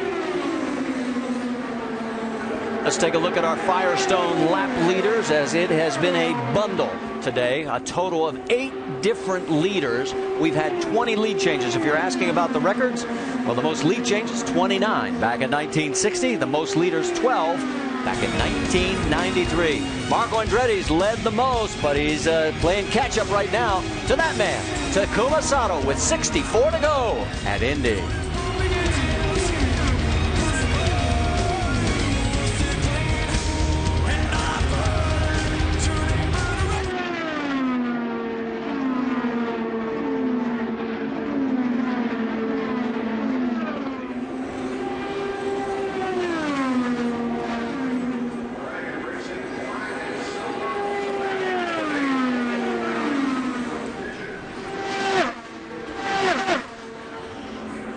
You're looking at the race leader at the Indianapolis 500. 140 laps completed, 60 to go. That is Takuma Sato from Japan. No man from Japan has ever won this race. A couple of our armed forces in attendance today, and the 500 is being broadcast live to 175 countries and territories around the world, seen by over 800,000 U.S. servicemen and women and their families, live through the American Forces Network. Ladies and gentlemen, we thank you for your service and are remembering all of you on Memorial Day weekend. You saw the cycle there on Takuma Sato. Now, in second place is Dario Franchitti, 1.4 seconds back. Marco Andretti has moved into the 3rd spot, but he is another 3 seconds back. But Scott Dixon is close behind him in 4th. Let's get an update on Marco, Jamie Little. Well, we've been talking about crew members. One of his crew members, the tire guy who doesn't even go over the wall, Rick Stevenson, was carted off. Meanwhile, Marco on the radio, very frustrated. He's having issues inside his race car. Man, we are killing this right here. Okay, you're doing fine, though. Just hang in there. We're about halfway through this stint. You got plenty of tools if you need to protect it a little. The snow is vibration. Copy that. Now, you heard the key word there, vibration. Remember, we just talked to Ryan Hunter-Reay, his teammate who was out of the race, who said he, too, had a different kind of vibration. They're keeping an eye on the 26. Well, and that's the worrisome thing, because once something happens within a team, you wonder if you might be next, because the way that the team builds the parts to put on the car, Eddie, you know, it could be just that the tires picked up some rubber, and in turn, it's actually going to go away once you put a new fresh set of Firestone Firehawks on it, or he is developing the same problem that Ryan Hunter-Reay had with the drive shaft, with the CV joint, the constant velocity joint, and it's now just starting to deteriorate. And it's not just a question of the teams. Do you think this you're is on the cord first on the right time. rear? Is it cord? Oh my God, yes.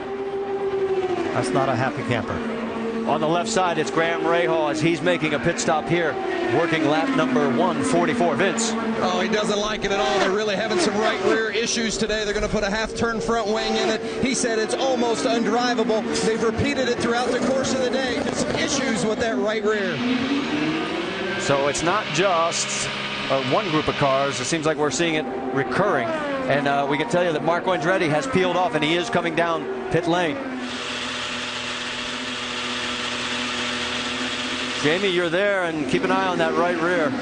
Well, it's hard to gauge just how bad things are. Marco is always very passionate and very spirited on the radio, so he is very relieved to pit right now. Get rid of these tires. The team will be taking a look. I'm looking at the right rear. I don't see any hoarding or anything too bad, so they will look at that, and they'll know if it's the tire or if it was something internal. No, Eddie, I didn't see anything wrong with that tire. It certainly wasn't down to the cords, because Firestone builds a great tire here. He'll get the answer here very quickly. Still should be one more stop, one more stop. We can also tell you J.R. Hildebrand, Townsend Bell have made pit stops, and that's Sebastian Zavedra as he is slow on the warm-up lane, and wow, that could have been a little dicey as Marco comes around. It's the second time Marco's had a problem on the warm-up lane. Yellow's out. And the yellow has come out because Sebastian Zavedra is definitely in a bad spot, and this is where your spotter better help you. All right, get ready, because it's going to be a frenzy on pit lane, because we have 55 laps to go. They're the crews. Boy, they have got to be steaming in those fire suits. Stay with us. We're coming back. Our presentation presented by GoDaddy.com.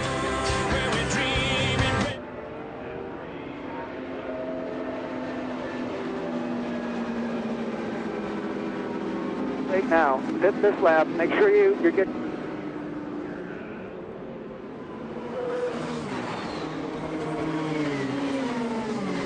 Our fourth caution, and we told you it was going to get a little hectic on pit lane. Takuma Sato, Franchitti, Dixon, the top three are stopping. Here we go. Let's check in with Rick. Takuma Sato brings it in, complaining a little bit of understeer. They say they were going to put in a little bit of front wing. You see it right there.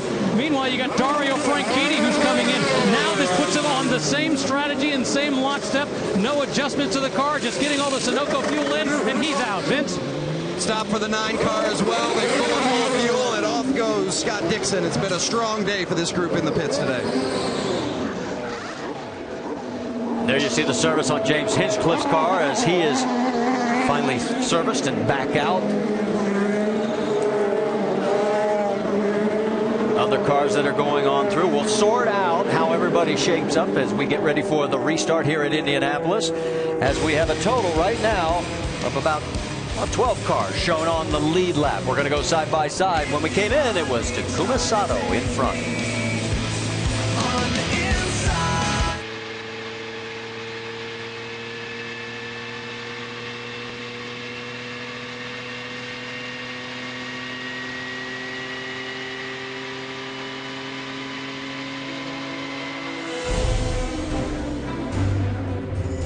ESPN's coverage of the Indianapolis 500 on ABC, presented by GoDaddy.com. Domains, websites, and everything in between. And Prudential. See what the first day of retirement feels like at day1stories.com. Prudential. Bring your challenges. We are under our fourth caution here at the Indianapolis 500. We are almost to the three-quarter mark. We've knocked down 149 of 200 laps. The top three, Takuma Sato in that blue and white, number 15. Right behind him, two-time winner, Dario Franchitti. And right behind Dario, the number 9. And a winner here at Indianapolis back in 2008, that is Scott Dixon. Now, Roger Penske's got to be a little bit concerned because we thought that his team was going to be a major factor today. Right now, Ryan Briscoe is 7th. Elio Castroneves is 9th. In about the last 70 laps, they have not been sniffing at the front.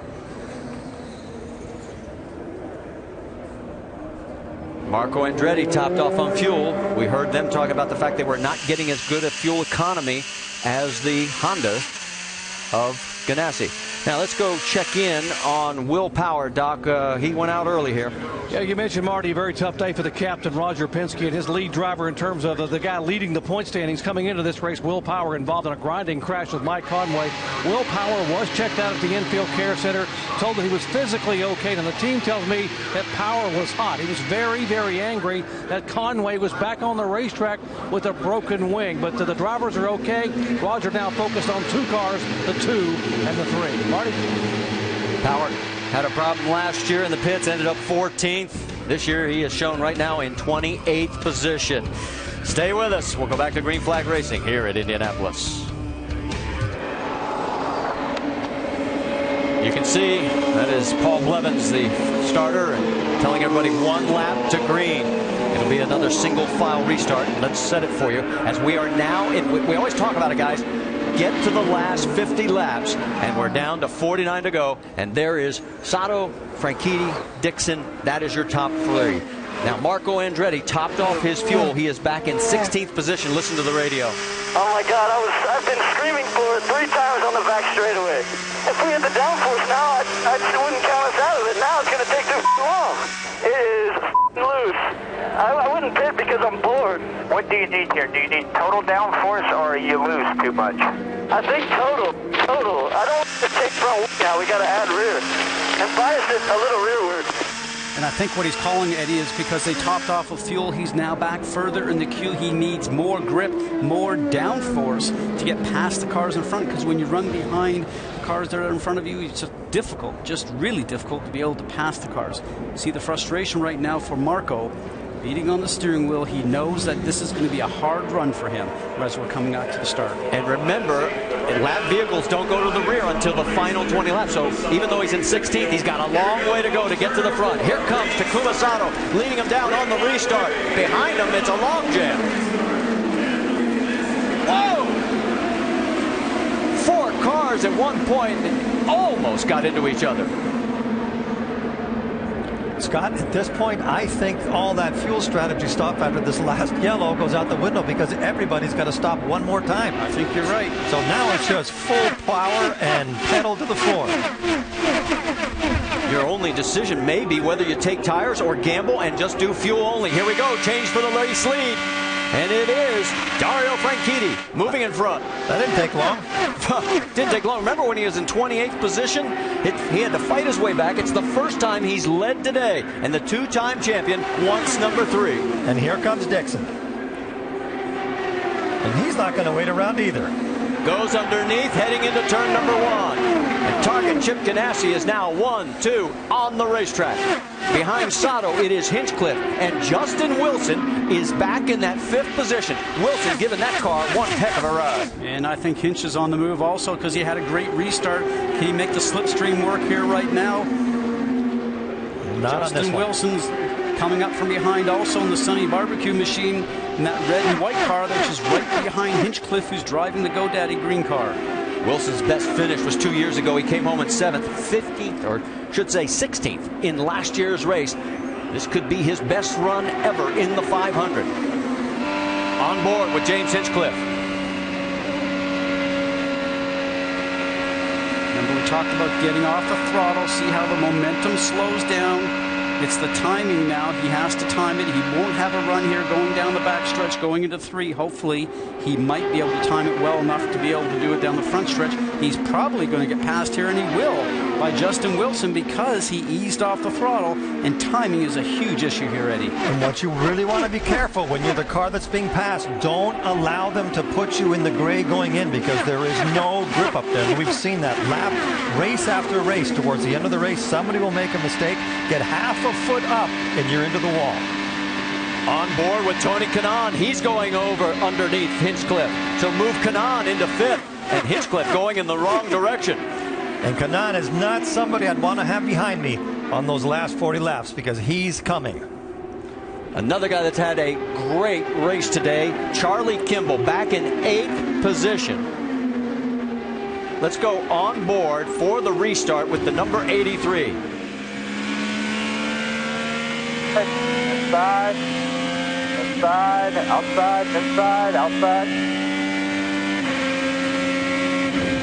That was the move we saw from the aerial shot, and we didn't realize it was Tony Kanaan that made a really slick move there. I always say Tony is, pardon me, excuse me, coming through. That's the way he does every restart. But to put that in perspective, they're going 180 miles an hour. That's not something, that's difficult at 60 miles an hour. It's settled down at least for the moment. There's the best battle we've got going as here comes Hinchcliffe back underneath Tony Kanaan. So Kanaan sort of looked like he signaled. He did. He said, go ahead. You're much better off working with somebody than trying to block them, because if you block them at this point, you could lose that draft of the cars that are ahead of you. You have to leapfrog one with the other. The top 4 are Hondas. Then it's Hinchcliffe in 5th with a Chevrolet and 2 others behind him. Jamie, what are you hearing about Hinchcliffe? Well, James Hinchcliffe all day long struggling on the restarts, saying he's hitting the rev limiter, so it takes him a couple laps to get back in and get settled. That's what happened here. He's saying the balance of the car is good. Last round of stops, no changes. He did tell me before the race the importance of this last 50 laps. It's all out right now, Marty. And as the guys pointed out, don't have to worry about saving fuel. Everybody's got to make one stop. So this is really put the pedal to the metal. 42 laps to go. Dario Franchitti right in front of Scott Dixon. Right now, I'm sure they're willing to just work together to get to the last stretch when they get that last pit stop. Now, Dario looking for his 3rd. What would it mean to him? I remember that feeling of wanting so badly to win that first one. And then the second one was you want that second. And now I really want the 3rd. So And he may just get it today. How about Takuma Sato, still driving a great race. He is shown in 3rd position. And don't forget his team owner, Bobby Rahal, David Letterman. Well, they won the race in 2004 with Buddy Rice at the wheel. Here we go, pass for the lead. I thought that Dixon might just stay there for a while, but now they're switching spots. I thought Kumasato might have slipped back a little bit because he was doing quite a few laps up there by himself, and when he got passed by 2 cars, that can be demoralizing.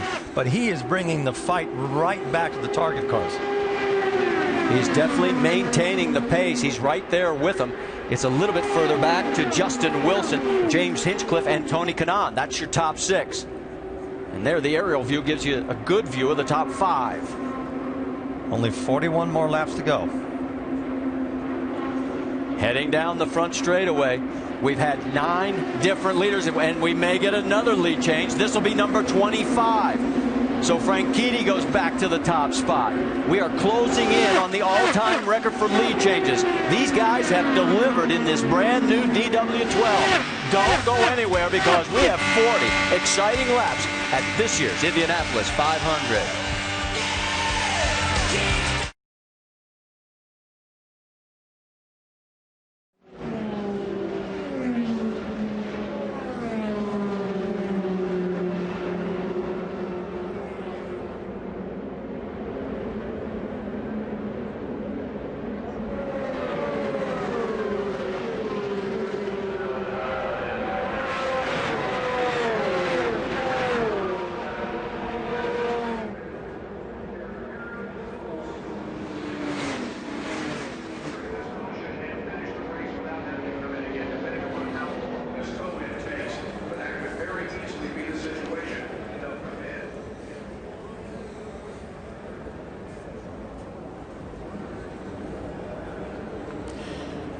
You see the dash lighting up, yellow flag. Unfortunately, Joseph Newgarden doesn't want to see it because it's his car that caused the caution.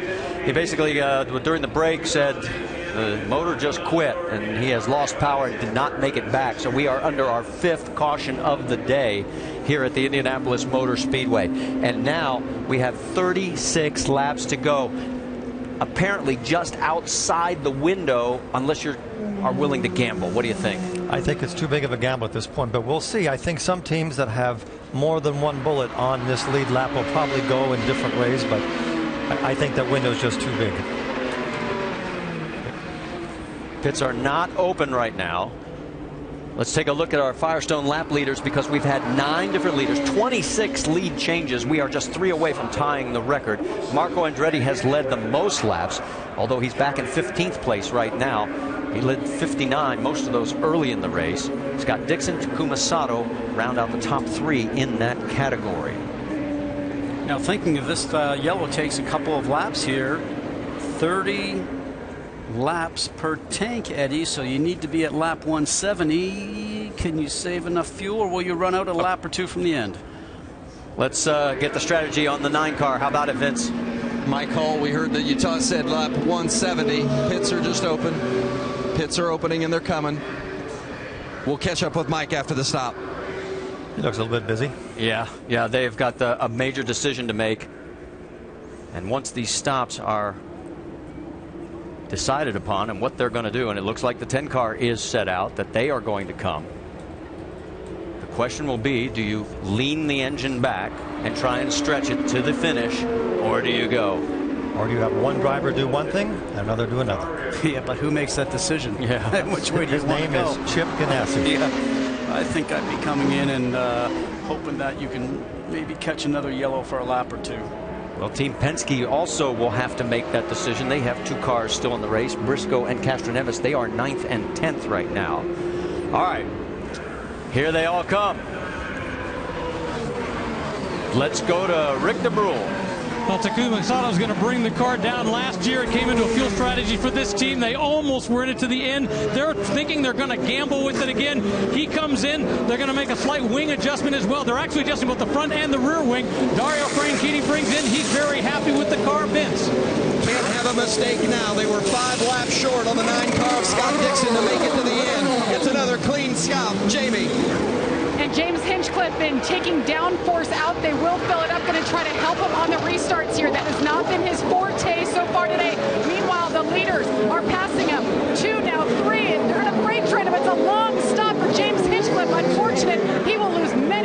conditions on pit road. Marty? And he ran over the hose on the way in. That's what slowed it down, and it'll be up to IndyCar as to what will happen there, and we will check back on that as we're going to step aside for a break here. We'll reset everything for you as we have 34 to go here at the 500.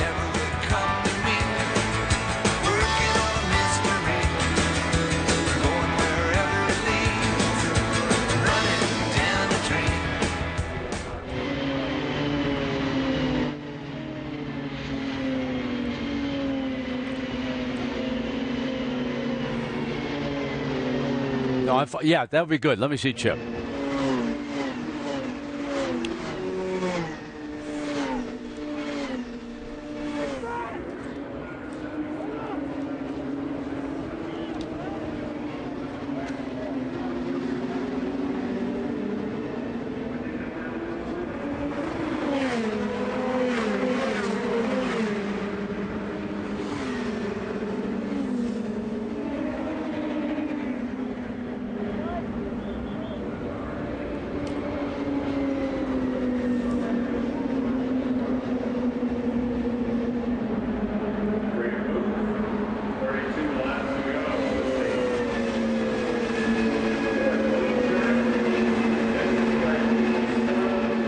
Welcome back to Indianapolis. 33 laps to go, and Chip Ganassi is right where he wants to be. His two drivers, Dixon and Franchitti, running 1-2. Now, you know, when they qualified, Ganassi with his Honda engines was not that quick, but on carburation day, they were lightning quick. They were the best. And yesterday, when people were working over in the garage area on all the cars, they had them torn apart. They were replacing it. In the Ganassi garage, it was nothing but quiet. They were locked down. And let's go down now for more from Rick DeBrew. Well, let me put it this way. It has not been an uneventful day for Dario Franchitti. He had that little spin on pit lane to start with, and then later they had a problem with the vibration of the tire. Fortunately, they were able to change it without any incidents on the track. Now the car is sailing along. And Rick, while it's been somewhat eventful for Dario, it's been uneventful for Dixon, at least in regards to changing the car. They've not touched it all day long. And the guys, maybe the unsung heroes, if Scott Dixon should win his second Indy 500 today, his pit crew, they have been rock stars. That last stop, 7.7, Brent. Well, Vince, as you know, at Indianapolis, even though we're moving the trophy back toward Chip Ganassi, there is one thing to keep in mind about the Indianapolis Motor Speedway. You can never, ever give up. Since 1911, the world around the Speedway has changed. But inside its cruel walls, the most basic truths remain the same. Every lap matters. Every turn matters. From the first to the 800th. One lapse, one bobble, one ill-timed blink of the eye. It's the difference between immortality and irrelevance.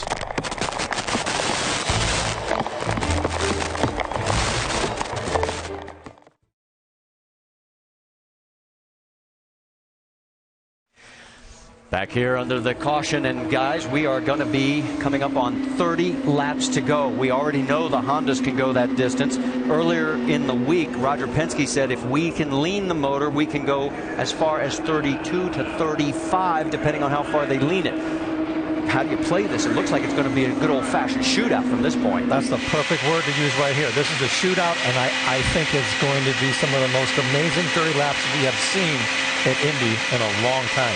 And there's no reason for the Chevrolets to lean the engine up, because when you do that, you lose horsepower, because we know that they can go 30 laps running rich. So to your point, Eddie, this is put your foot on the gas, and this pretty soon will be teammates, will no longer be teammates. Maybe they will be up to the last 3 laps.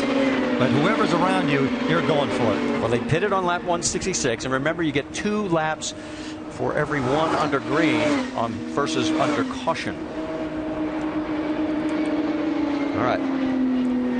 There have been a lot of things happening on pit road today, and here is one where James Hinchcliffe slides over the air hose, forcing him to back up. And on this last round of stops, Graham Rahal had a problem, guys. He hit a gun. Oh. and it was inside the box. So we're waiting for word from IndyCar as to possible penalties. And those rules are very clear.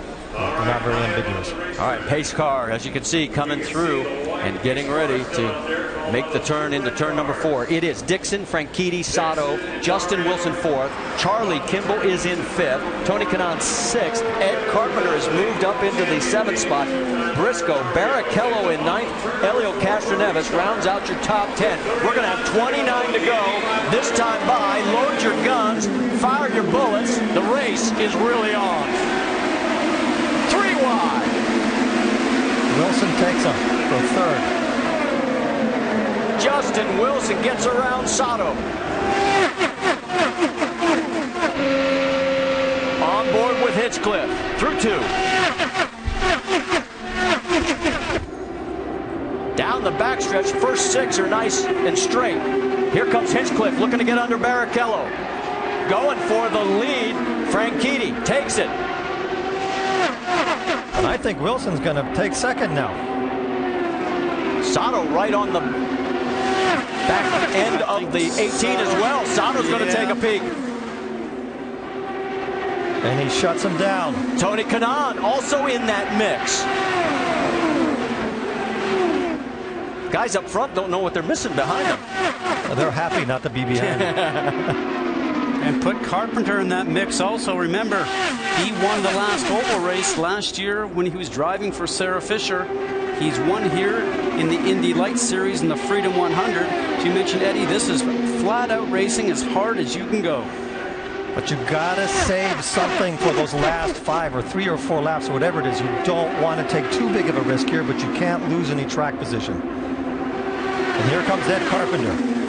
Okay, there seems to be one car pulling into pit lane. We'll get that for you as soon as we can. But as this continues, there goes Sato back into 3rd. He gets under Justin Wilson. Yeah, and Wilson's going to lose out on this one. Oh, he's losing 2 more spots. As he's up high. He's up high. So Tony Kanaan got around him in the 11 car. There he is, and also Ed Carpenter. Here we go for the battle for the lead. It looks like nobody wants to lead because they still may be thinking about fuel. We're going to work on a fuel number for you, and we'll give you the number for no more yellow, and that's all we can do. If there's yellow, then obviously we can back it up. Yeah, I'm saying the fight is nobody's going to want to lead. Well, we hope that's the case. Like he said, nobody wants to lead.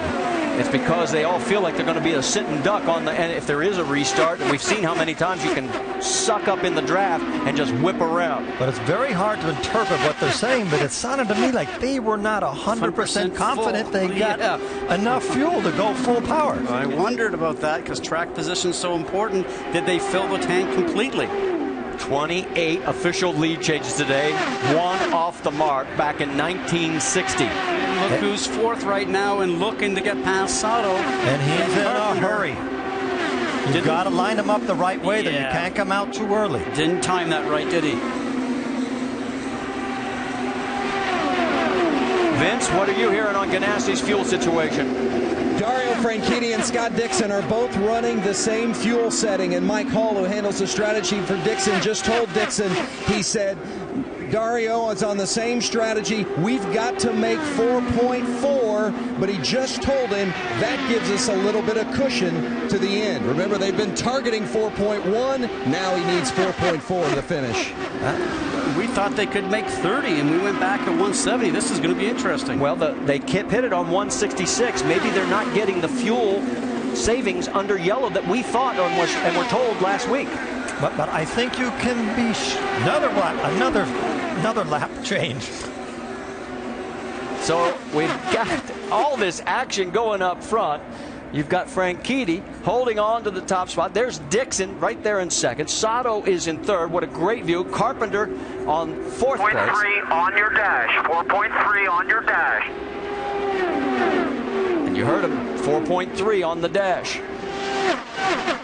Sato's fuel mileage. Let's get an update from Rick DeBrule.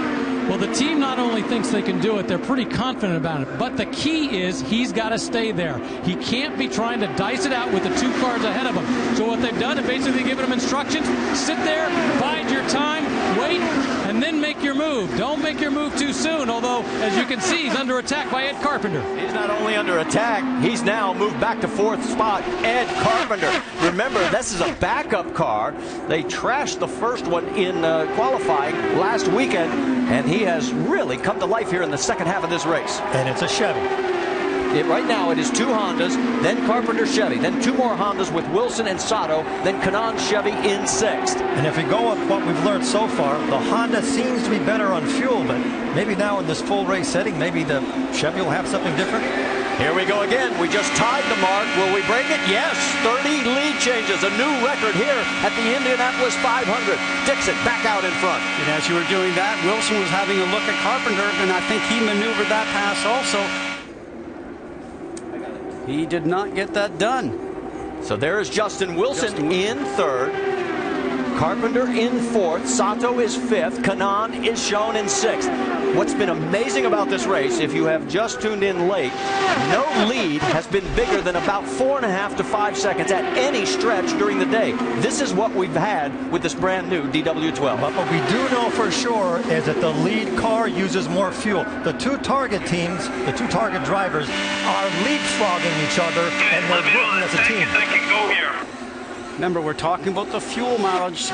We don't know if it's going to be Honda or Chevrolet that's going to be able to make it to the end. We thought both of them could when we came back to green, but we're hearing from the teams right now they need to make some fuel numbers, and because everything is brand new, as we see Sato right now having a look on the inside of Carpenter, and he gets that pass completed, Eddie, we're just going to have to find out in the last 2 or 3 laps here are going to be a nail-biter. And Wilson is all over Dixon. Oof. 1 car awfully close to the wall there. Here we go. 20 laps to go. 20 laps to go.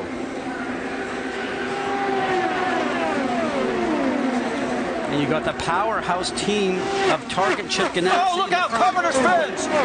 Can he save it? And look out! He's right in the middle of the track. Turn 2. I'll be behind 2. Everybody gets by. Well, we don't have any fuel mileage problems, guys. No, not anymore.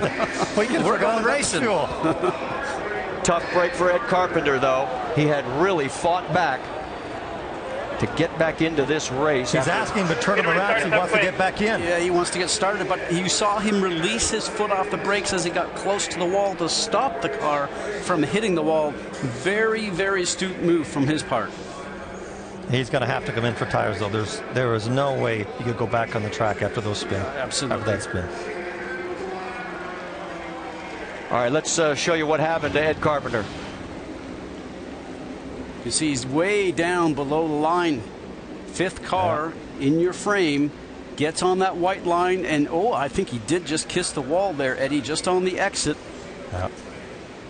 Very close to getting hit, and boy, when that's happening, you got cars coming towards you. All you can do is just sort of hold on, close your eyes, and that started with that white line, Scott. And he can't look at that. You can't have 1/100 of a thousandth of an inch between the car and the wall there. He may or may not have. I think he got away just with just the tire, maybe. No, he didn't. I think he missed it. Oh, he needs to go out and buy a lottery ticket. He just had a lottery ticket. That's true. So a tough spin, but we saw this throughout the month. Brian Clausen's crash during pole weekend. He touched that white line, and boy, it just got the car so squirrely. But when you start doing that, when your car is maybe not working as well as it did before, so you now start to try and cut the corner a little bit to make the car maneuver through Eddie. And I know you know how that works. He just didn't get away with it. No, but like they say, on the last 20 laps, you throw all your caution to the wind and you try everything you possibly can. I have no idea what his setup was, but you were right. He probably had a little bit of push in the car, and he was trying to keep that momentum, because with these smaller turbo engines, if you take your foot out of the throttle, it takes you a whole lap to get back up to speed again. You think he's busy here? He just wants to look to the right to see what's coming. Let's go on board with Tony Kanaan, give you the view from his perspective. Remember?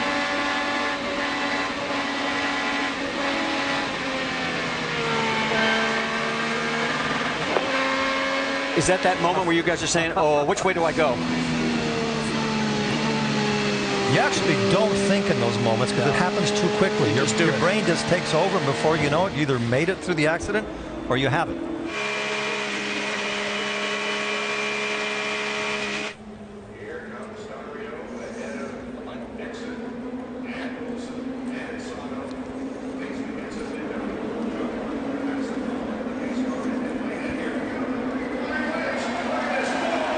racing again at Indianapolis.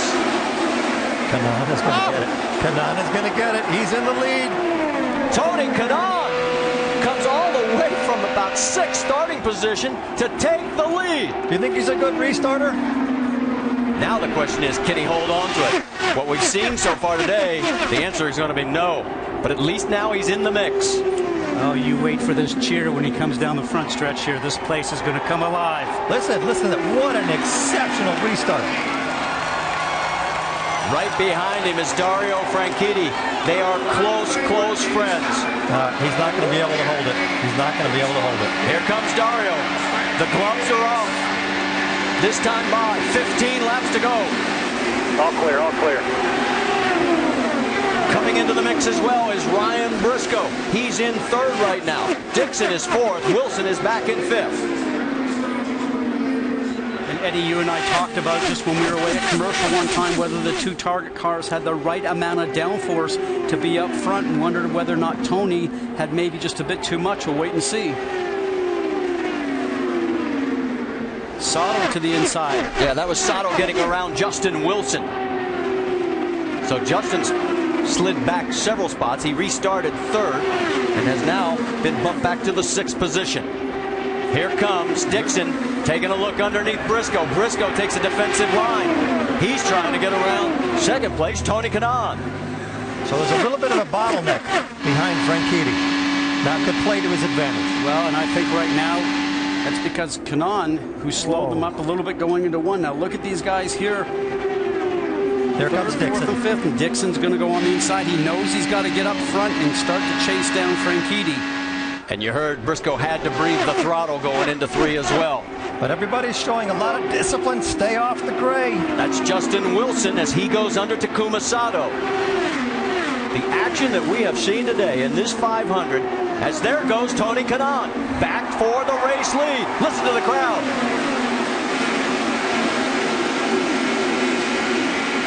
Oh, what a popular win it would be for Kanaan. Turn one. Yellow crash in turn 1. It is Marco Andretti. The curse continues. He was moving up. He had moved himself up to 8th.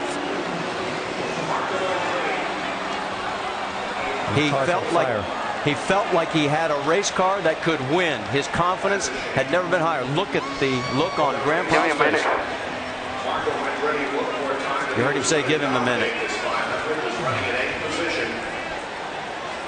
And Marty, I think he did have a race car to win today. Circumstances got him in the wrong place, and he just can't get through the group to get himself back up to the front. Mario won this race back in 1969. Since then, no Andretti has ever made it back to victory lane. And it will not happen again today. I'm liking Kanaan, just like what you said. Well, Tony has made no secret about it. You know, he and Dario were very, very close to Dan Weldon. And he looks at the Borg Warner trophy and he said, I want my face right next to Dan Weldon and alongside of Dario Franchitti. All right, let's go back and show you what happened to Marco. Now we're going to watch Marco here just on the bottom side of your screen go in through turn 1 and trying to make a move. And as he does that, we saw the same thing with Ed Carpenter. Gets those inside wheels on the white line, loses the grip. He knows he's lost it. He locks the wheels up and impacts the safer barrier on the right-hand side. Just trying to drive himself too quickly, too fast to get up towards the front because he knew it was go time, Eddie. That white line has caught everybody out that's been on it today. It has become no man's land. That was a very hard impact, too, yeah. Especially on the side like that. And you see Marco is okay, but he's getting out very slowly. You can see it's all wrong by the time he's got to the center of the turn. Did hit the safer barrier. Let's go on board with Marco. This is in slow motion.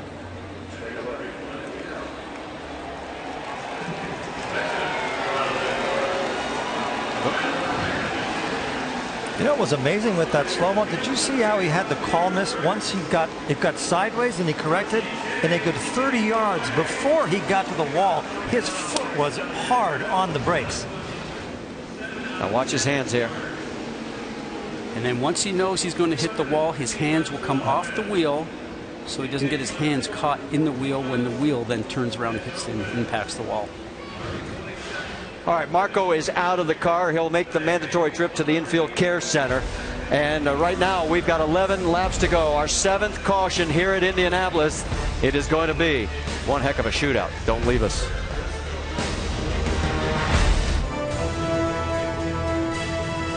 For more than a decade, Brazilian Tony Kanaan has been a major contender at the Indianapolis 500. He's even sat on the pole, but he has never, ever taken the checkered flag. And he is a man who has come to this race with a mission and a favorite number. It's my 11th Indy 500. 11 is my lucky number. I'll put my face next to my 2 best friends because it'll be Dario, Dan, and myself. So you guys can tell I've been thinking about it. He would be such a popular champion, but we still have 9 laps to go, Marty. And as we have seen over the last few years, anything can happen, even on the final lap. This is the Indy 500.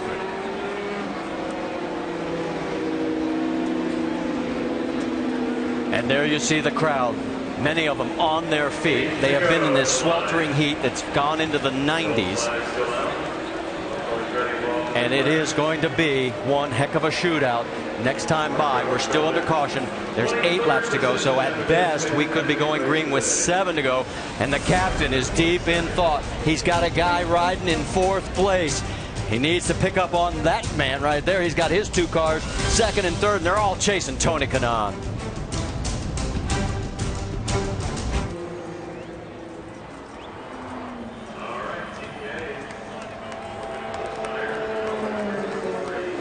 Still under our 7th caution here at the Indianapolis Motor Speedway.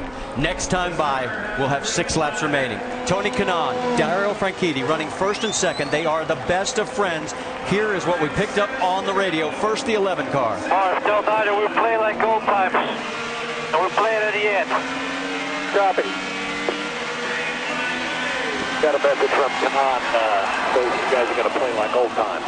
Of course. Here we go, back to green flag racing. On board with James Hinchcliffe. 2 wide.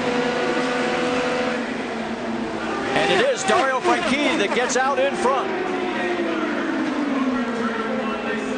They're still 2 wide going through 2. That's Rubens Barrichello on board. And Eddie, we talked about the leader as a sitting duck, and that's certainly what happened to Tony Kanaan. I don't know. At some point, you have to make a decision whether it's good to be in front. Oh, that was close. Or it's better to be 2nd or 3rd. That is Ryan Briscoe trying to make his way around. There is Kanaan running in 3rd, and he is under attack from Takuma Sato. And here's the battle for the race lead as the 2 Target Ganassi cars go after each other and put the 50 up front. Now, these 2 guys are teammates for the moment, but they won't be teammates that last lap. It's Dixon, then Franchitti, then Takuma Sato, and Tony Kanaan is now back to 4th. 5 laps remaining here at Indianapolis. Foot is down, no lifting whatsoever, clicking off laps as fast as you can go. And the 2 Target Ganassi cars are trying to pull away from the field. Coming down the front straightaway. 4 to go. You heard it. 4 laps to go. Clean pass. Outside, clear. All right, I want to set this up. Where do you want to be? At what lap do you make your move? Do you want to be leading or do you want to be the 2nd place car? With the way they're flipping back and forth here right now, who knows who's going to lead on the very last lap, but I think I want to be 2nd, probably going into turn 3, Eddie.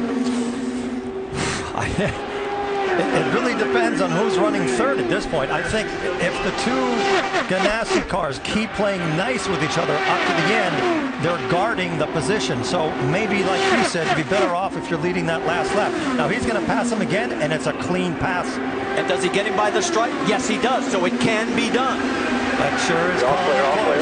It was close. Well, he wasn't defending that time, Marty. I can assure you, when you're coming out of 4, you're going to be moving around the racetrack. And you can move a little bit, maybe in turn 3. You can move a little bit coming off of 4. Takuma Sato trying to get up closer. Now Franchitti's got a problem with Sato, and he's guarding the position. Now will he try and go for the pass? This time by, there will be 2 laps remaining. Sato's car, I don't think has his nudge down for us because he certainly seems to slide mid-turn. I think he's got going down the straight. Now 2. You heard the call. Here comes Dario. And Sato may try and come with him. Look out. This could get tricky. Oh, and he slides on by. Sato takes second. Forward to Sato. And Kanaan is going to make a run on him now. So Franchitti out in front, Takuma Sato in second. There's Dixon, and then Tony Kanaan. On board with Tony. If he wants a shot, he's got to get some help up front. He's too far back right now. Next time by, the white flag. I think Sato's in the capper position now. Time it right. You have to time it right. Everybody standing, listen to the crowd. White flag is out. Dario Franchitti takes the defensive line into one. Sato taking a peek. Inside. Keep going. Keep going, buddy. Yellow. The yellow is out. Should have waited till coming out of 2. We talked about that. We talked about his patience. And for the 3rd time in his career, Dario Franchitti is going to win the 500, and all 3 times it's going to be under caution. This is a race where you cannot make a mistake. That was very hard. Sato was close, but I think he got on that white line again. He did. Tony Kanaan is going to finish 3rd. Remember, results are not official. We'll get word from IndyCar. But right now, here they come down the front straightaway. And Dario Franchitti is going to join an elite group as he is going to become a 3-time winner at Indianapolis. What a race. What a race. You are the man. Awesome job, champ. Way to go. Congratulations, 3 times winner. We know she can count to 3. She just proved it. That was amazing. Word from IndyCar officials, yes, it is Dario Franchitti's race. And he came all the way from the back to all the way in the front, and he withstood that big attack from Sato on the last lap. From 28th all the way to win the race, Dario Franchitti again stamps his name in the record book in open wheel racing. And here at Indianapolis. You got your face next to now. Takuma Sato climbing out of the car. And Scott, you hit the nail on the head. He just needed to be a little more patient going into that corner. I thought down the front stretch he was playing it right. He was setting him up to come out of turn 1 and 2 and go down the back stretch, but just a little too eager. But as a race driver, boy, you were anxious. You see, when Franchitti started to go low, I thought he'll just pull up and stay there. But he gets in there and he starts to force the movement into there. White line. And Dario stuck. Wow. Eddie Dario stuck on the outside, which was amazing because he was out in the gray area. Let's check in with Rick DeBrule. Down here with Ashley Judd. Ashley, congratulations. The first thing we saw was you count to 3 with your fingers. Oh my gosh, 3. That is just such an extraordinary achievement. What he did today was awesome. We're going to hear from Dario in a moment to what it means to him. But I want you to tell me what you think he's going to be thinking right now. What's going through his mind? What I think it means is that Marina and George Franchitti raised one hell of a racing driver, and Sir Jackie Stewart brought him up right. Jim Clark is looking down on him, and so is Michael Wanzer, and I am so proud of him. And I said to him today, when he got in the car, I will see you in the winner's circle. I knew it. I knew it. Did you see him go from 25th to 3rd on a single green flag run? I don't think anybody's ever done that before. He's a legend. Dario Franchitti's wife couldn't be prouder. Let's talk to Chip. He just came in himself. Let's talk about how in that first pit stop you had to have doubts. We were dead last, Rick. We were dead last at the first stop. After the first stop, we were 33rd. 33rd after the first stop. And then? Came back to the lead. All right, not a lot of adjustments. He seemed to be pretty happy with the car all day. There was a minor problem with vibration. Yeah, no, minor things all day with the car. Nothing really, tires and fuel. Congratulations. He goes, oh, the tires are going up, the tires are going up. And then they look at him and they say, the tires are fine. He's just so tuned in. Thank you all. Congratulations to Ashley and Chip. What a victory. It is the 7th time an owner has finished 1-2 here at the Indianapolis 500. Chip Ganassi now joins the likes of Team Penske, Treadway Racing, Leader Card, and Lou Moore. And the celebration is about to begin as Dario has made his way down pit lane, and they'll make the turn into victory lane. He does everything so gracefully, doesn't he? You know, and I think back throughout this month when the team was struggling, there was a lot of people in the garage area wondering whether or not the old guard here at the track were not going to be able to adapt to these new cars on the ovals, to the high-speed ovals, because at that point in time, you had guys like Joseph Newgarden leading the timesheets many days in practice here, guys, and a lot of people were starting to think that the older guys might not get it, but experience came through. The other 3-time winners here at Indy, Louis Meyer, Wilbur Shaw, Johnny Rutherford, Elio Castroneves, Maury Rose, and Bobby Unser. You can now add the name Dario Franchitti as he makes the trip to victory lane. You think she's happy?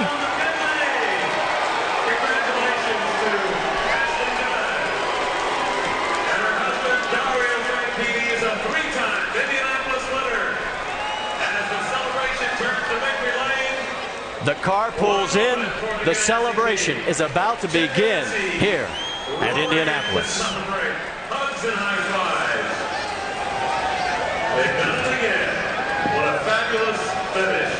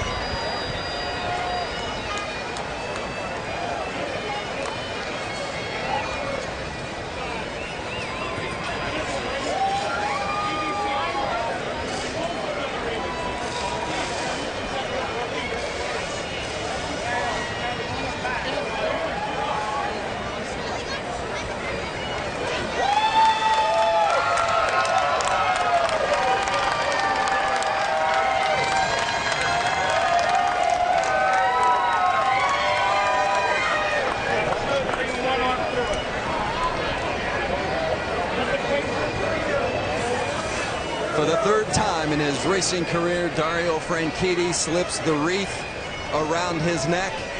He will take the kiss from the festival queen, and he will have an opportunity to drink the milk as presented by Dave Forgy from the American Dairy Association.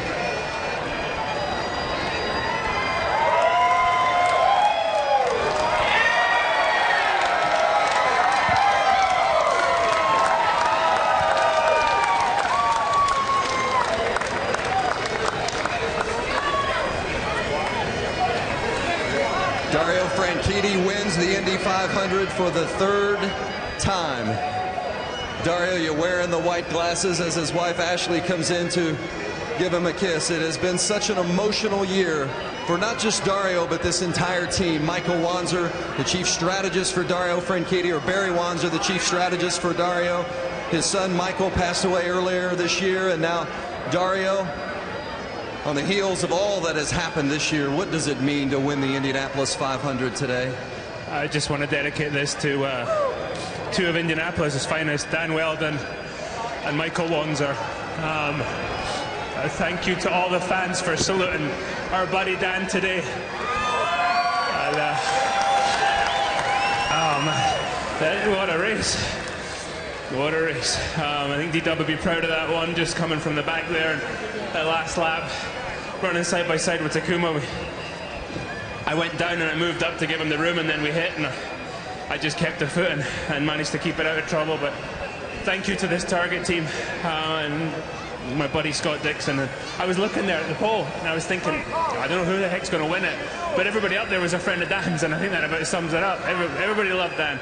In the battle at turn 1 with Sato, how did you decide which line to take and what to do as he pressured you from the inside? Well, now that we're allowed to defend our position, there's a kind of a grey area, so I moved over and I saw he was coming, and I'd come over as he moved, so I came back over and I moved up the track, and I don't know, he got loose. It looks like I just saw the replay. He got loose underneath me, but kind of reminds me of Emerson and Little Al there with the contact at the end, and Scott Harner, my spotter, is on there going, keep going, keep going, keep going, and I'm trying, I'm pulling gears, and I gotta say, thank you to Honda as well. We had a really tough qualifying, and these guys worked so hard.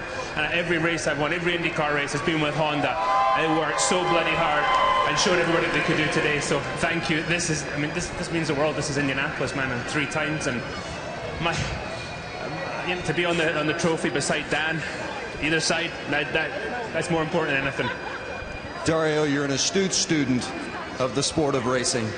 What does it mean to be among those that are 3-time winners at Indianapolis?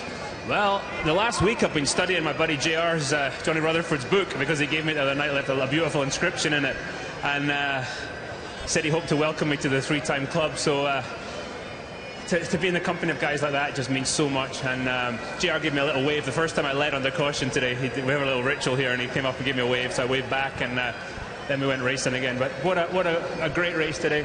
He was able to come from the back of the grid after getting hit in pit lane and spun. And again, I can't say enough about this Target team and the adversity they've been through. And you know, Dan was our guy. Michael was our boy, and we just dedicate this to him. And that feels really quite nice right now.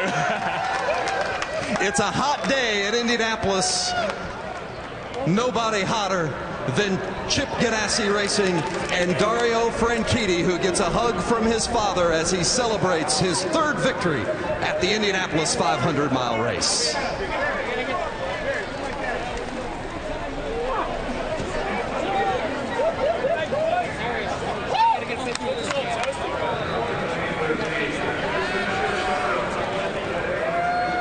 What a day for Dario Franchitti. Early in the race, getting tagged by E.J. Vizo, nose damage all the way back to 28th position. But now his face will be on that Borg Warner trophy for a 3rd time. This was the last pass attempt by Takuma Sato. And there is the victory. And there is the beginning of the celebration at Indianapolis.